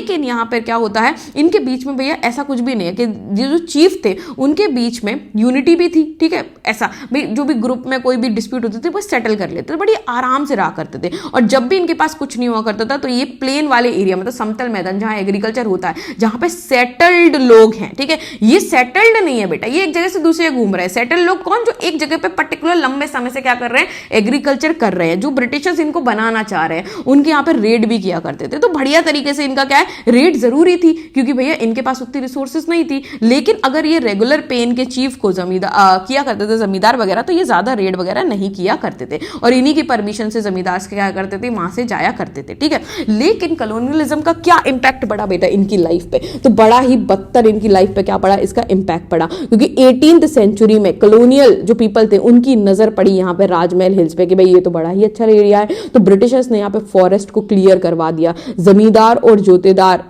जो थे उनको इन फील्ड पे क्या कर दिया कि भैया आप राइस कल्टीवेशन करो। ठीक है, यहां पे इवन लोग भी भिजवा दिए कि भैया कौन से लोग, संथाल्स को यहां पे सेटल भी कर दिया कि भैया यहां पर अब जो क्या होगा, यहां पे तो नहीं किया जाएगा। मतलब ये जो हो वाले लोग हैं, मतलब कि कौन है आपके, ये पहाड़िया, ये यहां पे कुछ नहीं करेंगे। तो यहां हो और प्लो की लड़ाई होती है, मतलब संथाल्स को सेटल करने की और इनको हटाने की यहाँ पे लड़ाई होती है। मतलब इनको क्या है, सेटल्ड एग्रीकल्चर को एक्सपैंड करना था बेसिकली। तो इन्होंने फॉरेस्ट एरिया को क्या कर दिया, कम से कम करते गए। ठीक है, जिसकी वजह से बहुत ज्यादा जो हिल फोक थे, मतलब पहाड़िया लोग थे, और जो सेटल्ड कल्टीवेटर्स थे, उनके बीच में बड़ी सारी क्या हुई, लड़ाई हुई। और धीरे धीरे पहाड़िया ने जम के रेड्स करनी शुरू करी क्योंकि गुस्से में आ गए थे पहाड़िया। और धीरे धीरे 70s में ब्रिटिशर्स ने हंट करके मारना शुरू किया, किसको, पहाड़िया को पूरी तरीके से मारना शुरू किया। इवन अगर हम बात करें 1780s में जो अगस्ता क्लीवलैंड थे, जो एक कलेक्टर थे भागलपुर के, उन्होंने तो पॉलिसी ऑफ पैसिफिकेशन बना दी। बहुत जरूरी है, पॉलिसी ऑफ पैसिफिकेशन का मतलब क्या है कि पहाड़िया चीफ्स को जो है वो क्या करेगा, were given an annual allowance and made responsible for proper conduct, कि भाई जितने भी अगर पहाड़िया कबीले के जितने भी हेड हैं वो अपने कबीले के लोगों को क्या करें, यहाँ पर संभाल के रखें। ठीक है, अगर वो उनको प्रॉपर क्या देंगे, पैसा देंगे, और वो क्या करें, अपने कबीले के लोगों को ढंग से मतलब सेटल्ड एग्रीकल्चर में लगा दे। अब बहुत सारे पहाड़िया चीफ थे जिन्होंने ये रिफ्यूज कर दिया था, लेकिन बहुत सारे पहाड़िया चीफ थे जिन्होंने ये मान लिया था। तो बेचारे जो लोग थे ना, उन्होंने ही इनको रिफ्यूज कर दिया। लेकिन धीरे धीरे करके क्या हुआ कि यहाँ पर क्या कहते हैं, पूरे के पूरी जो पहाड़ियां हैं ब्रिटिशर्स की वजह से वो पीछे क्या गए, छुप गए। मतलब एक तरीके से पहाड़ियों के बीच इनको सेटल होना पड़ा, जाना पड़ा। ठीक है, अगर हम बुचानन की बात करें, जब बुचानन बाद में 1810 और 11 में यहाँ पर आया हुआ था, तो वहां के तब मतलब जब बुचानन यहाँ पे आया तब लोग जो है वो गुस्से में बुचानन को देख रहे थे। तभी बुचानन ने यहाँ के लोगों को क्या कहा, जंगली कहा। तो क्यों, क्योंकि भैया अब देखो ये पहाड़ियां, इनसे इनकी लाइफ पूरी छिन गई है। तो ये तो गुस्से में अग्रेशन में आए ना, तभी जो हमने पीछे पढ़ा ना क्यों वो इतने अग्रेशन में थे, इसी वजह से, क्योंकि उनकी लाइफ पूरी बर्बाद यहाँ पे हो गई थी। क्योंकि जो संथाल्स थे उनको यहाँ पे क्या कर दिया था, पोर कर दिया था, और यहाँ पे उनसे क्या था, पूरे फॉरेस्ट क्लियर करवा के उनको राइस और कॉटन की खेती यहाँ पे शुरू कर दी थी। तो लोअर हिल्स में पूरे में संथाल्स सेटल्ड हो गए थे और बेचारे डीपर राजमहल हिल्स में पहाड़िया को जाना पड़ा। तो ये जो है वो बहुत बड़ी चीज हुई यहाँ पे। फिर यहाँ पे क्या हुआ, संथाल्स क्या हुए, सेटल्ड हो गए। जब यहाँ पे तो बुचानन फिर लगता है कि वाह क्या तो ब्यूटीफुल जमीन पूरी बन चुकी है, यहाँ पे कितने बड़े बड़े फॉरेस्ट मतलब जो कट के यहाँ सेटल्ड आपका कल्टीवेटर्स आ चुके हैं। ठीक है, अब एट द एंड ऑफ 1810 बुचानन ने क्या किया, पूरा का पूरा गुंजरिया पहाड़, ठीक है, राजमहल हिल के ये पास है, वहां से क्या है पूरा का पूरा एरिया यहाँ पर देखा और उसने फिर बताया कि किस तरीके से यहाँ पर क्या है कि अब अच्छे से सारी चीजें क्या है हो रही हैं। तो अब how did the Santhal reach, किस तरीके से संथाल राजमहल हिल में पहुंचे, तो संथाल जो है क्या करने शुरू किया, Santhal had begun to come in Bengal. 1780 में संथाल बंगाल में आए थे, जमींदार ने इनको हायर किया हुआ था और ब्रिटिश ऑफिसर ने इनको क्या सेटल, जंगल महल, जो राजमहल हिल थी उनको ब्रिटिशर्स क्या कहते थे, जंगल महल कहते थे, वहां उन्होंने को भेज दिया। ठीक है, क्योंकि हैविंग फेल्ड टू सबडू, पहाड़ियास को तो वो सरेंडर करवा नहीं पा रहे थे, तो उन्होंने संथाल्स को ही वहां पे सेटल कर दिया, संथाल्स। ठीक है, क्योंकि पहाड़ियास ने फॉरेस्ट को कट करने से मना कर दिया था, इवन प्लो एग्रीकल्चर सेटलमेंट के लिए मना कर दिया था। तो यहाँ पे संथाल बेचारे वहां पे पहुंचे, लेकिन उनसे भी इन्होंने क्या किया, फॉरेस्ट कट करवा लिए और पूरे के पूरे जमीन को क्या करवा लिया, यहाँ पे जो चाहते थे पूरा का पूरा सेटलमेंट करवा लिया और भाई रेवेन्यू कलेक्ट करना शुरू किया परमानेंट सेटलमेंट के अंदर। समझ में आया आपको कि भाई उनको तो सिर्फ रेवेन्यू चाहिए, उनको नहीं चाहिए संथाल क्या कर रहे हैं वो क्या कर रहे हैं। तो संथाल ने जितनी एरिया पर 1832 में लार्ज एरिया जिसको संथाल जहां पे एग्रीकल्चर करना शुरू कर दिया, उसको इन्होंने क्या कहा, संथाल जिस एरिया पे यहां पे करते तो उस एरिया को कहते हैं दामिने को। ठीक है, संथाल का लैंड उसको कहा जाता था। ठीक है, वहां पे सर्वे किया गया पूरा का पूरा और वहां पे क्या किया, पिलर्स वगैरह से पूरा प्रोटेक्ट किया गया कि कोई आ ना जाए। ठीक है, पूरी बाउंड्री यहां पे की गई। तो संथाल्स को 40 विलेज मिले थे बेटा 1838 में, उससे संथाल्स ने 473 विलेजेस तक पहुंचा दिए थे। इवन संथाल की जो पॉपुलेशन थी वो भी 3000 गई थी, वहां पे 82,000 हो गई थी। मतलब बहुत अच्छे तरीके से यहाँ पे क्या हो गए थे, सेटल हो गए थे। और जो पहाड़िया थे उनका लाइवलीहुड पूरी तरीके से लेकिन क्या हो गया था, लूज हो गया था। ठीक है, अब पहाड़ियास के पास बिल्कुल भी जमीन नहीं थी, जो फर्टाइल सॉइल थी वो तक नहीं थी यहाँ पे, और पहाड़ियास दामिने को में जा नहीं सकते थे। ठीक है, लेकिन संथाल ऐसा क्या हुआ कि जो संथाल को ब्रिटिशर्स ने यहाँ पे पहुंचाया, उन्होंने भी 1855 से 56 के दौरान सबकी लड़ाई कर दी। क्यों, क्योंकि यहां पर क्या हुआ, यहाँ पे संथाल का रिवॉल्ट हुआ और यहाँ पे संथाल लीडर जो थे सिद्धू मांझी, ये एक लीडर थे जिन्होंने 1856 के दौरान क्या कर दी, लड़ाई कर दी। क्यों कर दी, क्योंकि ब्रिटिशर्स ने हाई टैक्सेस इन पे भी लगा दिए थे। ठीक है, मनी लैंडर्स जो दीकूस थे वो बहुत ज्यादा इंटरेस्ट यहाँ पे ले रहे थे और जमींदार जो थे उनका बहुत ज्यादा यहाँ पे कंट्रोल क्या हो गया था, बहुत ज्यादा कंट्रोल हो गया था आपके संथाल की प्रॉपर्टी के ऊपर। तो बड़ी सारी दिक्कतों का सामना यहाँ पे क्या करना पड़ा था, संथाल को यहाँ पे करना पड़ रहा था। तो उन्होंने भी रिवॉल्ट कर दिया और इस रिवॉल्ट के चक्कर में, क्योंकि ब्रिटिशर्स को ये पता है कि भैया ये रिवॉल्ट कब हुई, 1855 में बेटा ये रिवॉल्ट शुरू हुई थी। जब ये 1855 में रिवॉल्ट शुरू हुई ना, तो यहाँ पे ये चीज तो समझ में आ गई ब्रिटिशर्स को कि कई जगहों पर क्योंकि रिवॉल्ट चल रही थी, तो इनने कहा यार इसको रोकना तो पड़ेगा, ज्यादा लेवल पर नहीं बढ़नी चाहिए, क्योंकि ईस्ट इंडिया कंपनी की रिपोर्ट भी जाती है। इसीलिए यहाँ पे क्या कर दिया गया कि ज्यादा बढ़ने नहीं दी ब्रिटिशर्स ने ये रिवॉल्ट। संथाल रिवॉल्ट जो हुई ना, Santhal Pargana was created. Santhals के लिए पूरा एक जमीन, पूरा क्या है 5500 स्क्वायर फीट का पूरा जगह क्रिएट कर दिया गया और एक पर्टिकुलर टैक्स उन पे लगा दिया गया। ठीक है, कि उनको ये देना पड़ेगा स्पेशल लॉ। ठीक है, यहां होती है बंगाल की कहानी पूरी कंप्लीट कि भाई बंगाल हब हो चुका है बेटा बिल्कुल तरीके से कंप्लीट।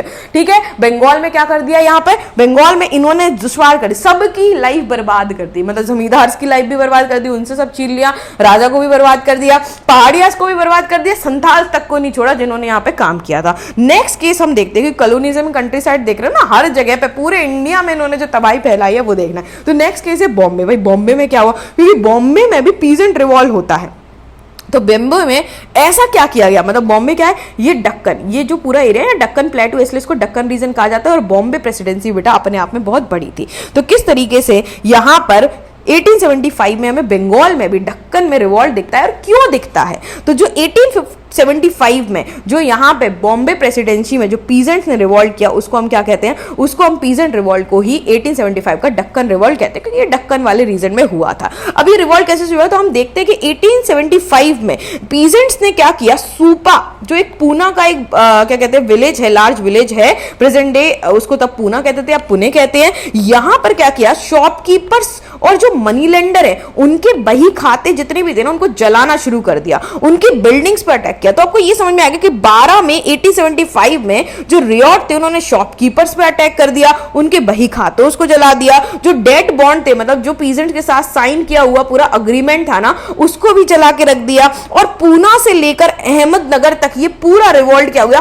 फैलने लगा। इवन साहूकारों के घर तक जला दिए। अब यहां पे देखो ब्रिटिशर्स से तो कोई कुछ नहीं बोल रहा है, यहां पे साहूकारों के, इंडियंस के घर जलाए जा रहे हैं। क्यों ऐसा हो रहा है? तो इसके पीछे पूरी की पूरी 1875 से पीछे कुछ तो हुआ होगा ना बेटा, इसीलिए ये इतने बड़े लेवल पे रिवॉल्ट हुआ। तो उसी को अब हमें पढ़ना है कि भाई बॉम्बे में ऐसा क्या हुआ। तो अगर हम बात करें कि भैया 2 महीने के अंदर अंदर आपने देखेंगे विलेज कितने सारे यहाँ पे अफेक्ट होते हैं, किस तरीके से साहूकारों तक को बहुत बुरी तरीके से यहाँ पे क्या हुआ वो हो गया। और जो ट्रूप्स थे फिर ब्रिटिशर्स ने क्या किया, ट्रूप्स भेजे और उन्होंने 975 पीपल को यहाँ पे अरेस्ट किया, और कैसे ये सारी कंडीशंस को कंट्रोल किया ब्रिटिशर्स ने। अब ऐसा हुआ क्या जिसकी वजह से ये हुआ, ये रिवॉल्ट आखिर हुआ क्या, ये बर्निंग क्यों की गई? क्योंकि देखो क्या हुआ कि बंगाल में, सबसे पहले यहाँ पे सुनो, बंगाल में क्या किया गया था बेटा, बंगाल में यहाँ पे परमानेंट सेटलमेंट लेके आए। तो परमानेंट सेटलमेंट के अंदर क्या था कि एक पर्टिकुलर अमाउंट देना पड़ता था ब्रिटिशर्स को। जब ब्रिटिशर्स को जमींदारों को परमानेंट अमाउंट देना पड़ता था तो यहाँ पे ब्रिटिशर्स ने सोचा कि भैया इससे हमें फायदा बिल्कुल भी नहीं हो रहा है। क्या हो रहा था ना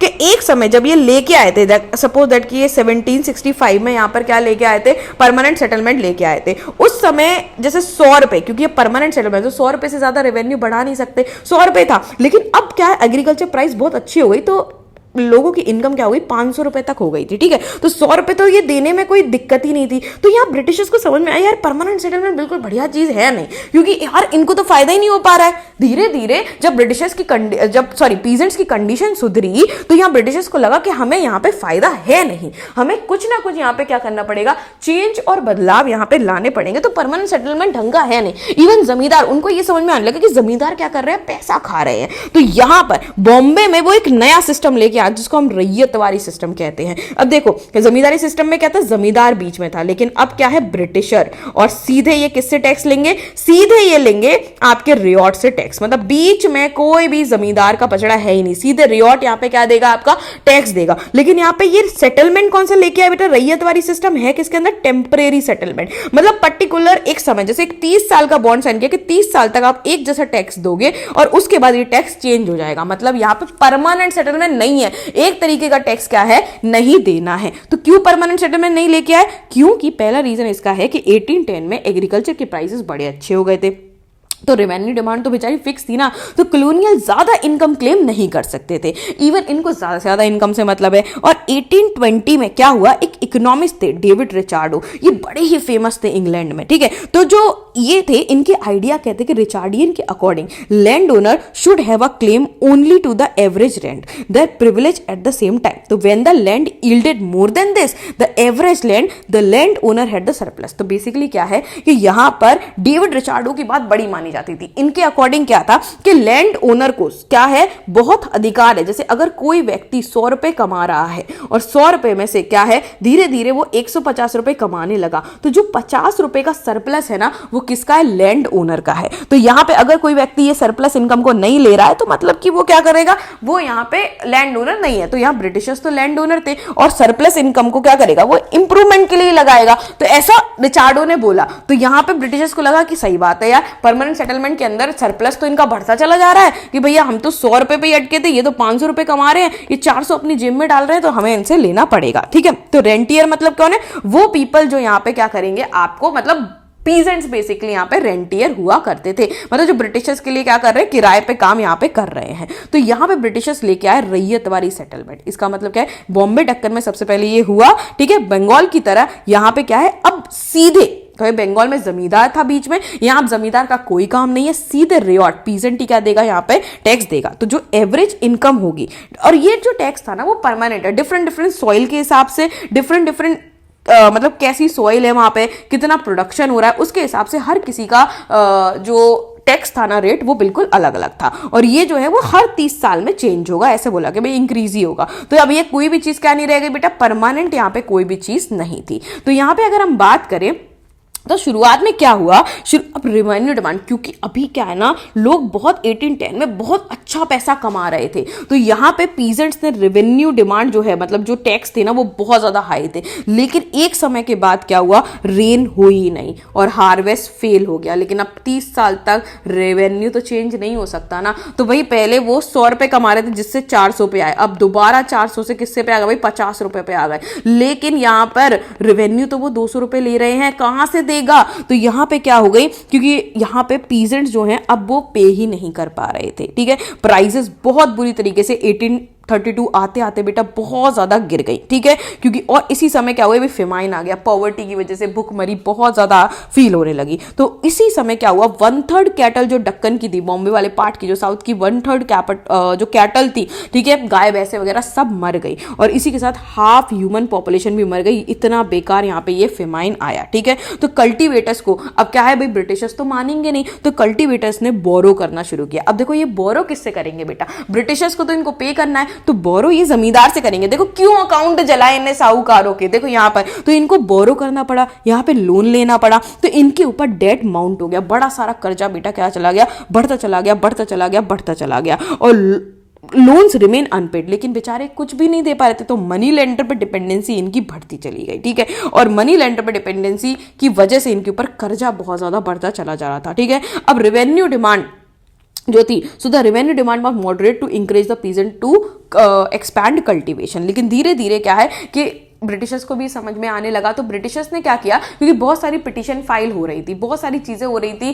कि यहाँ पे ब्रिटिशर्स को क्या करते हैं, रिपोर्ट दे रहे थे यहाँ पे पीजेंट कि भैया हम आपको टैक्स नहीं पे कर पा रहे हैं। तो यहाँ पे रेवेन्यू डिमांड को थोड़ा मॉडरेट किया गया कि भाई पीजेंट अपना कल्टीवेशन बढ़ाए। तो आफ्टर 1845 के बाद थोड़ा सा प्राइस क्या हुई बेटा, रिकवर हुई। तो यहाँ पे रिकवर हुई, कल्टीवेटर्स जो है अब धीरे धीरे क्या है, क्योंकि रेवेन्यू डिमांड कम हो गई है ना, तो धीरे धीरे वो अपनी प्राइस बढ़ा रहे थे। तो कल्टीवेशन क्या हो रहा था, धीरे धीरे बढ़ाते चले जा रहे थे। लेकिन अब इस कल्टीवेशन को बढ़ाने के लिए, पुराना लोन चुकाने के लिए उनको सीड्स की जरूरत है, लैंड की जरूरत है, क्योंकि अब देखो रेवेन्यू तो कम हो गया है लेकिन पुराना कर्जा तो चढ़ा हुआ है ना। तो इन्होंने क्या किया, दोबारा मनी लेंडर से क्या लिया, लोन लिया, ठीक है। तो यहाँ पे क्या हुआ, लोन बहुत ज्यादा होता चला गया। इवन मनी लेंडर्स ने अब देने से मना कर दिया, इवन मनी लेंडर उनके साथ थोड़ी चोरी चकारी भी कर रहे थे, जिस सबसे गुस्सा होके उन्होंने क्या कर दिया, जो वो डेट बॉन्ड बनते चले जा रहे थे ना, क्योंकि मनी लेंडर अब उनके ऊपर चढ़े जा रहे थे, तो उन्होंने पीजेंट रिवॉल्ट कर दिया और यहाँ मनी लेंडर्स के ही वही खातों को जला दिया, ठीक है। और ये जलाने के पीछे एक कारण और था, ठीक है, एक कारण और क्या था बेटा, कि 1870s में कॉटन बूम आता है, कि 1857 में यहाँ पे कॉटन सप्लाई एसोसिएशन है बॉम्बे में बनी। क्यों बनी, क्योंकि यहाँ पे क्या है भैया, डिमांड भैया इंडिया से तो भैया कम, अगर हम बात करें अमेरिका से बहुत ज्यादा यहाँ पे क्या है, कॉटन का एक्सपोर्ट कहाँ पे होता था, ब्रिटेन में होता था, और ब्रिटेन की इंडस्ट्रीज थी, ब्रिटेन इंडस्ट्रियलाइज था, तो यहाँ पे क्या होता था, यहाँ पे क्लोथ बनता था, ठीक है, क्लोथ मटेरियल यहाँ पे बनता था। तो यहाँ पे क्या हुआ, 1857 में एक कॉटन सप्लाई एसोसिएशन बनी, 1859 में मैनचेस्टर कॉटन कंपनी भी बन गई। ये कॉटन कंपनी बनी जिसका मतलब क्या था कि अलग अलग वर्ल्ड के सभी पार्ट में कॉटन का प्रोडक्शन बढ़ाना, जिससे ब्रिटिश इंडस्ट्रीज में कॉटन आ पाए, ठीक है। और सबसे ज्यादा कॉटन कहां से ली जाती थी बेटा, अमेरिका से ली जाती थी। लेकिन अमेरिका की में हो गई सिविल वॉर, अमेरिका के अंदर 1861 में उन्हीं के देश के अंदर क्या हो गई, लड़ाई हो गई, जिससे जो ब्रिटिशर्स की कॉटन का सप्लाई था वो क्या हो गया, रुक गया। तो अब कहां से कॉटन ली जाए, तो ये पता है कि भैया जो दक्कन वाला एरिया है ना बेटा, बॉम्बे वाला, यहाँ पे है हमारे यहाँ पे ब्लैक सॉइल, तो यहाँ कॉटन का प्रोडक्शन बहुत ज्यादा अच्छा होता है। तो हमारे यहाँ पे आ गया कॉटन बूम, मतलब सारी की सारी जितनी भी ब्रिटिशर्स की डिमांड थी ना, अब कौन पूरी करेगा, इंडिया पूरी करेगा। तो अब जो आपके पीजेंट थे ना, उनके पास एक बहुत अच्छा मौका था कि भैया अब वो क्या सारे डेट से फ्री हो जाएं। और यहां पर ये जो कंपनीज थी ना, इन्होंने यहाँ के जमींदारों को क्या दे दिया, बड़ा सारा क्या दे दिया, कॉन्ट्रैक्ट दे दिया कि तुम तो उगवाओ कॉटन, बड़े मजे से तुम कॉटन उगवाओ, एडवांस भी दे दिया। तो जमींदारों ने क्या किया, और ज्यादा, पहले तो वो इनको क्या दे ही नहीं रहे थे, कह सकते हैं मनी, लेकिन बाद में जमींदारों ने ही क्या करना शुरू कर दिया, यहां पर मनी देना शुरू कर दिया, किसको, पीजेंट्स को। तो पीजेंट्स ने भर भर, क्योंकि पीजेंट्स को भी अब लगा कि भैया अब तो हमारी चांदी होने वाली है, तो पीजेंट्स ने भर भर के क्या करना, यहाँ पे इन लोन ले लिया और कॉटन को उगाना शुरू कर दिया। जब इन्होंने कॉटन को बेटा बहुत ज्यादा उगा लिया ना, तो इनके ऊपर क्रेडिट बहुत चढ़ गया था। लेकिन अब साहूकारों को भी ये पता था, मनी लेंडर को भी ये पता था कि भाई पैसा तो आ ही जाएगा, क्योंकि अब तो भैया कॉटन की डिमांड बहुत ज्यादा है। लेकिन फिर हुआ बेटा इनके साथ क्या, कि अमेरिका में सिविल वॉर हो गई खत्म, और जब अमेरिका में सिविल वॉर खत्म हुई तो भाई हमने ब्रिटिशर्स ने हमसे कॉटन लेने का बिल्कुल मना कर दिया, क्योंकि देखो यहाँ पे है ब्रिटेन, यहाँ पे है इंडिया, यहाँ पे है अमेरिका, यहाँ से इजी पड़ेगा, इतनी दूर से लेके आना फिर दूर से लेके जाना ये थोड़ा मुश्किल पड़ेगा। तो यहाँ पर क्या हुआ कि भाई शुरुआत में तो ऐसा हुआ कि देवर गिवन 100 एडवांस के, भाई बहुत ज्यादा पेमेंट एडवांस में दिया करते थे, पर 1862 तक 90% कॉटन इंपोर्ट जो है वो इंडिया से ही आ रहा था, बढ़िया हो गया। लेकिन 1865 में जब सिविल वॉर एंड हो गई तो हमने कॉटन की सप्लाई के लिए भी मना कर दिया, ठीक है। तो जितने भी अब क्या थे, क्योंकि जब कॉटन की सप्लाई के लिए मना ही हो गया तो अब पीजेंट्स, भाई किसान तो कर्जे में डूब चुका है पूरी तरीके से, तो अब इतना कर्जे में डूब गया कि अब उस कॉटन का क्या करे, कौन खरीदेगा उस कॉटन को, कोई नहीं खरीद रहा था। किसान के पास 1 रुपए नहीं था कि वो खाना तक खा पाए, ठीक है। और इसी बीच महाराष्ट्र के जितने साहूकार थे, क्योंकि अब भाई एक खाने के लिए, एक रोटी के लिए साहूकारों से ही क्या लेना पड़ेगा, इनको मनी लेनी पड़ेगी। तो क्या हो गया भैया यहां पर जो है, लेकिन अब जो साहूकार थे वो लोन देने से कर दिए मना। क्यों देंगे, तो जो रेवेन्यू डिमांड थी और वो भी इंक्रीज हो गई थी, क्योंकि भैया अब तो ब्रिटिशर्स को ये लगा कि इतना ज्यादा बूम आने वाला है तो 50 से 100% रेवेन्यू डिमांड कर दी। पीजेंट्स का दिमाग खराब हो गया, ये मनी लेंडर्स भी अब लोन दे नहीं रहे हैं, क्यों ही देंगे। तो यहाँ पे अब यहाँ पे पीजेंट के पास खाने के लिए भी पैसा नहीं था। तब जाके यहाँ पे क्या हुआ, रिवॉल्ट हो गया कि साहूकारों ने हमें बर्बाद किया, उन्हीं के सालों के खातों को क्या करो, जलाते जाओ, क्योंकि मनी लेंडर ने रिफ्यूज कर दिया लोन देने के लिए, ठीक है। इनजस्टिस, और दूसरी चीज क्या हुई ना कि यहां पर मनी लेंडर्स भी एक बड़ी बहुत ज्यादा दिक्कत करते थे, क्योंकि ब्रिटिशर्स ने क्या बना दिया था, यहां लिमिटेशन एक्ट लेके आ गए थे ब्रिटिशर्स, जिसके अंदर ब्रिटिशर्स ने क्या कहा कि एक कॉन्ट्रैक्ट साइन होगा जमींदार के बीच में और पीजेंट्स के बीच में, जिसमें क्या होगा कि एक अमाउंट से ज्यादा, क्योंकि जो जमींदार हुआ करते थे, जो साहूकार हुआ करता था, जैसे अगर 100 रुपए किसी ने दिया ना तो उस पर 2000 रुपए का इंटरेस्ट चार्ज किया करते थे, बहुत सारा इंटरेस्ट चार्ज किया करते थे, बेचारा व्यक्ति दे ही ना पाए, 100 रुपए मूल राशि से ज्यादा ये होता था। तो यहाँ पे क्या बना, एक लॉ आया इसमें, और इस लॉ के अंदर ये आया कि प्रिंसिपल अमाउंट से ज्यादा, कि भाई ब्रिटिशर्स एक पीजेंट के हित में लॉ लेके आए कि प्रिंसिपल अमाउंट से ज्यादा इंटरेस्ट नहीं लिया जाएगा, और ये 3 साल का बॉन्ड होगा। लेकिन इतने खराब थे ना ये साहूकार, ये क्या करते थे भाई, शुरुआत में तो इन्होंने फर्स्ट कॉन्ट्रैक्ट में लगा 100 रुपए है, ठीक है, 100 रुपए पे अगर ये कितना ले सकते हैं, सपोज 100 ही रुपए का लोन ये ले सकते हैं, लेकिन बाद में 3 साल बाद ये झूठे मूठे, क्योंकि जमींदार पीजेंट को तो जरूरत होती थी पैसे की, वो अनपढ़ भी होता था, उससे दूसरा बॉन्ड साइन करवा लेते थे, और वहां प्रिंसिपल अमाउंट क्या लिख देते थे, 200 रुपए लिख दिया है, 100 ही लेकिन 200 लिख दिया। अब इस पे ये कितना साइन ले सकते हैं, 200 रुपए का ये चार्ज कर लिया करते थे, ठीक है। फिर उसके बाद ऐसे ही करते करते हर 3 साल में ये चेंज करके पता चले इन्होंने प्रिंसिपल अमाउंट में इंटरेस्ट जोड़ जोड़ के 2000 लिख दिया। तो यहाँ पे बड़ी सारी दिक्कतें, मतलब मनी लेंडर्स जो थे वो किसानों को बड़ा ज्यादा परेशान कर लिया। इसीलिए यहाँ पे क्या हुआ बेटा, यहाँ पे बहुत ज्यादा यहाँ पे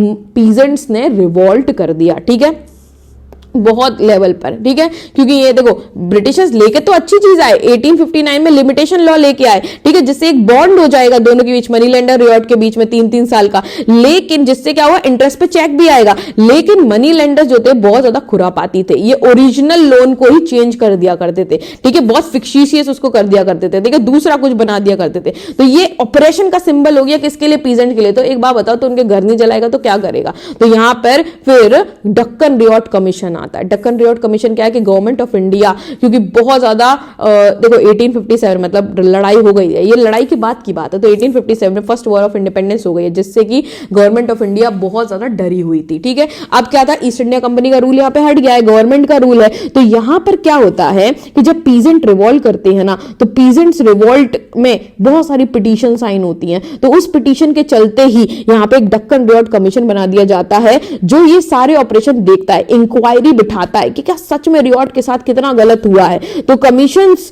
जो कमीशन है वो एक रिपोर्ट निकालता है ब्रिटिश पार्लियामेंट में 1878 में। इस रिपोर्ट को डक्कन रिवॉर्ड रिपोर्ट कहा जाता है, ठीक है, बहुत सारे सोर्सेस है। And the commission held inquiry, और वो इंक्वायरी बिठाता है जिसमें देखता है कि भाई रिवॉर्ड के साथ क्या गलत हुआ है, पूरा का पूरा डेटा यहां पर क्या करता है, ये निकालता है, ठीक है। तो यहां पे ये डेटा निकालता है और फिर पता चलता है कि हाँ भाई प्रेजेंट के साथ गलत हुआ है। और यहां पर अगर हम बात करें तो क्यों बॉन्ड जलाए गए थे, तो ये बॉन्ड इसलिए जलाए गए थे 1875 में, क्योंकि सबसे पहले तो रिवर्स सेटलमेंट आया, फिर दूसरी चीज क्या भाई, हाई डिमांड थी, तीसरी थी बहुत ज्यादा लोन बढ़ता चला था, कॉटन बूम की वजह से बहुत ज्यादा लोन ले लिया था, क्रेडिट अब मिल नहीं रहा था, और इनजस्टिस मनी लेंडर कर रहे थे, मतलब लिमिटेशन लॉ के बाद भी कॉन्ट्रैक्ट जो है वो क्या होते, करप्ट थे, फ्रॉड बना रहे थे, फ्रॉड कॉन्ट्रैक्ट यहाँ पे बना रहे थे। इसके लिए ब्रिटिशर्स ने भी कुछ किया, ऐसा नहीं है कि वो डक्कन रिवॉर्ड कमीशन भी लेके आए बाद में, ठीक है। 78 में डक्कन रिवॉर्ड कमीशन आए जिसने सारी चीजों को देखा, समझा, परखा, लेकिन इससे पीछे पीजेंट के साथ बहुत ज्यादा गलत हुआ था। और यही है बेटा पूरा chapter. Thank you so much and all the best for your exam.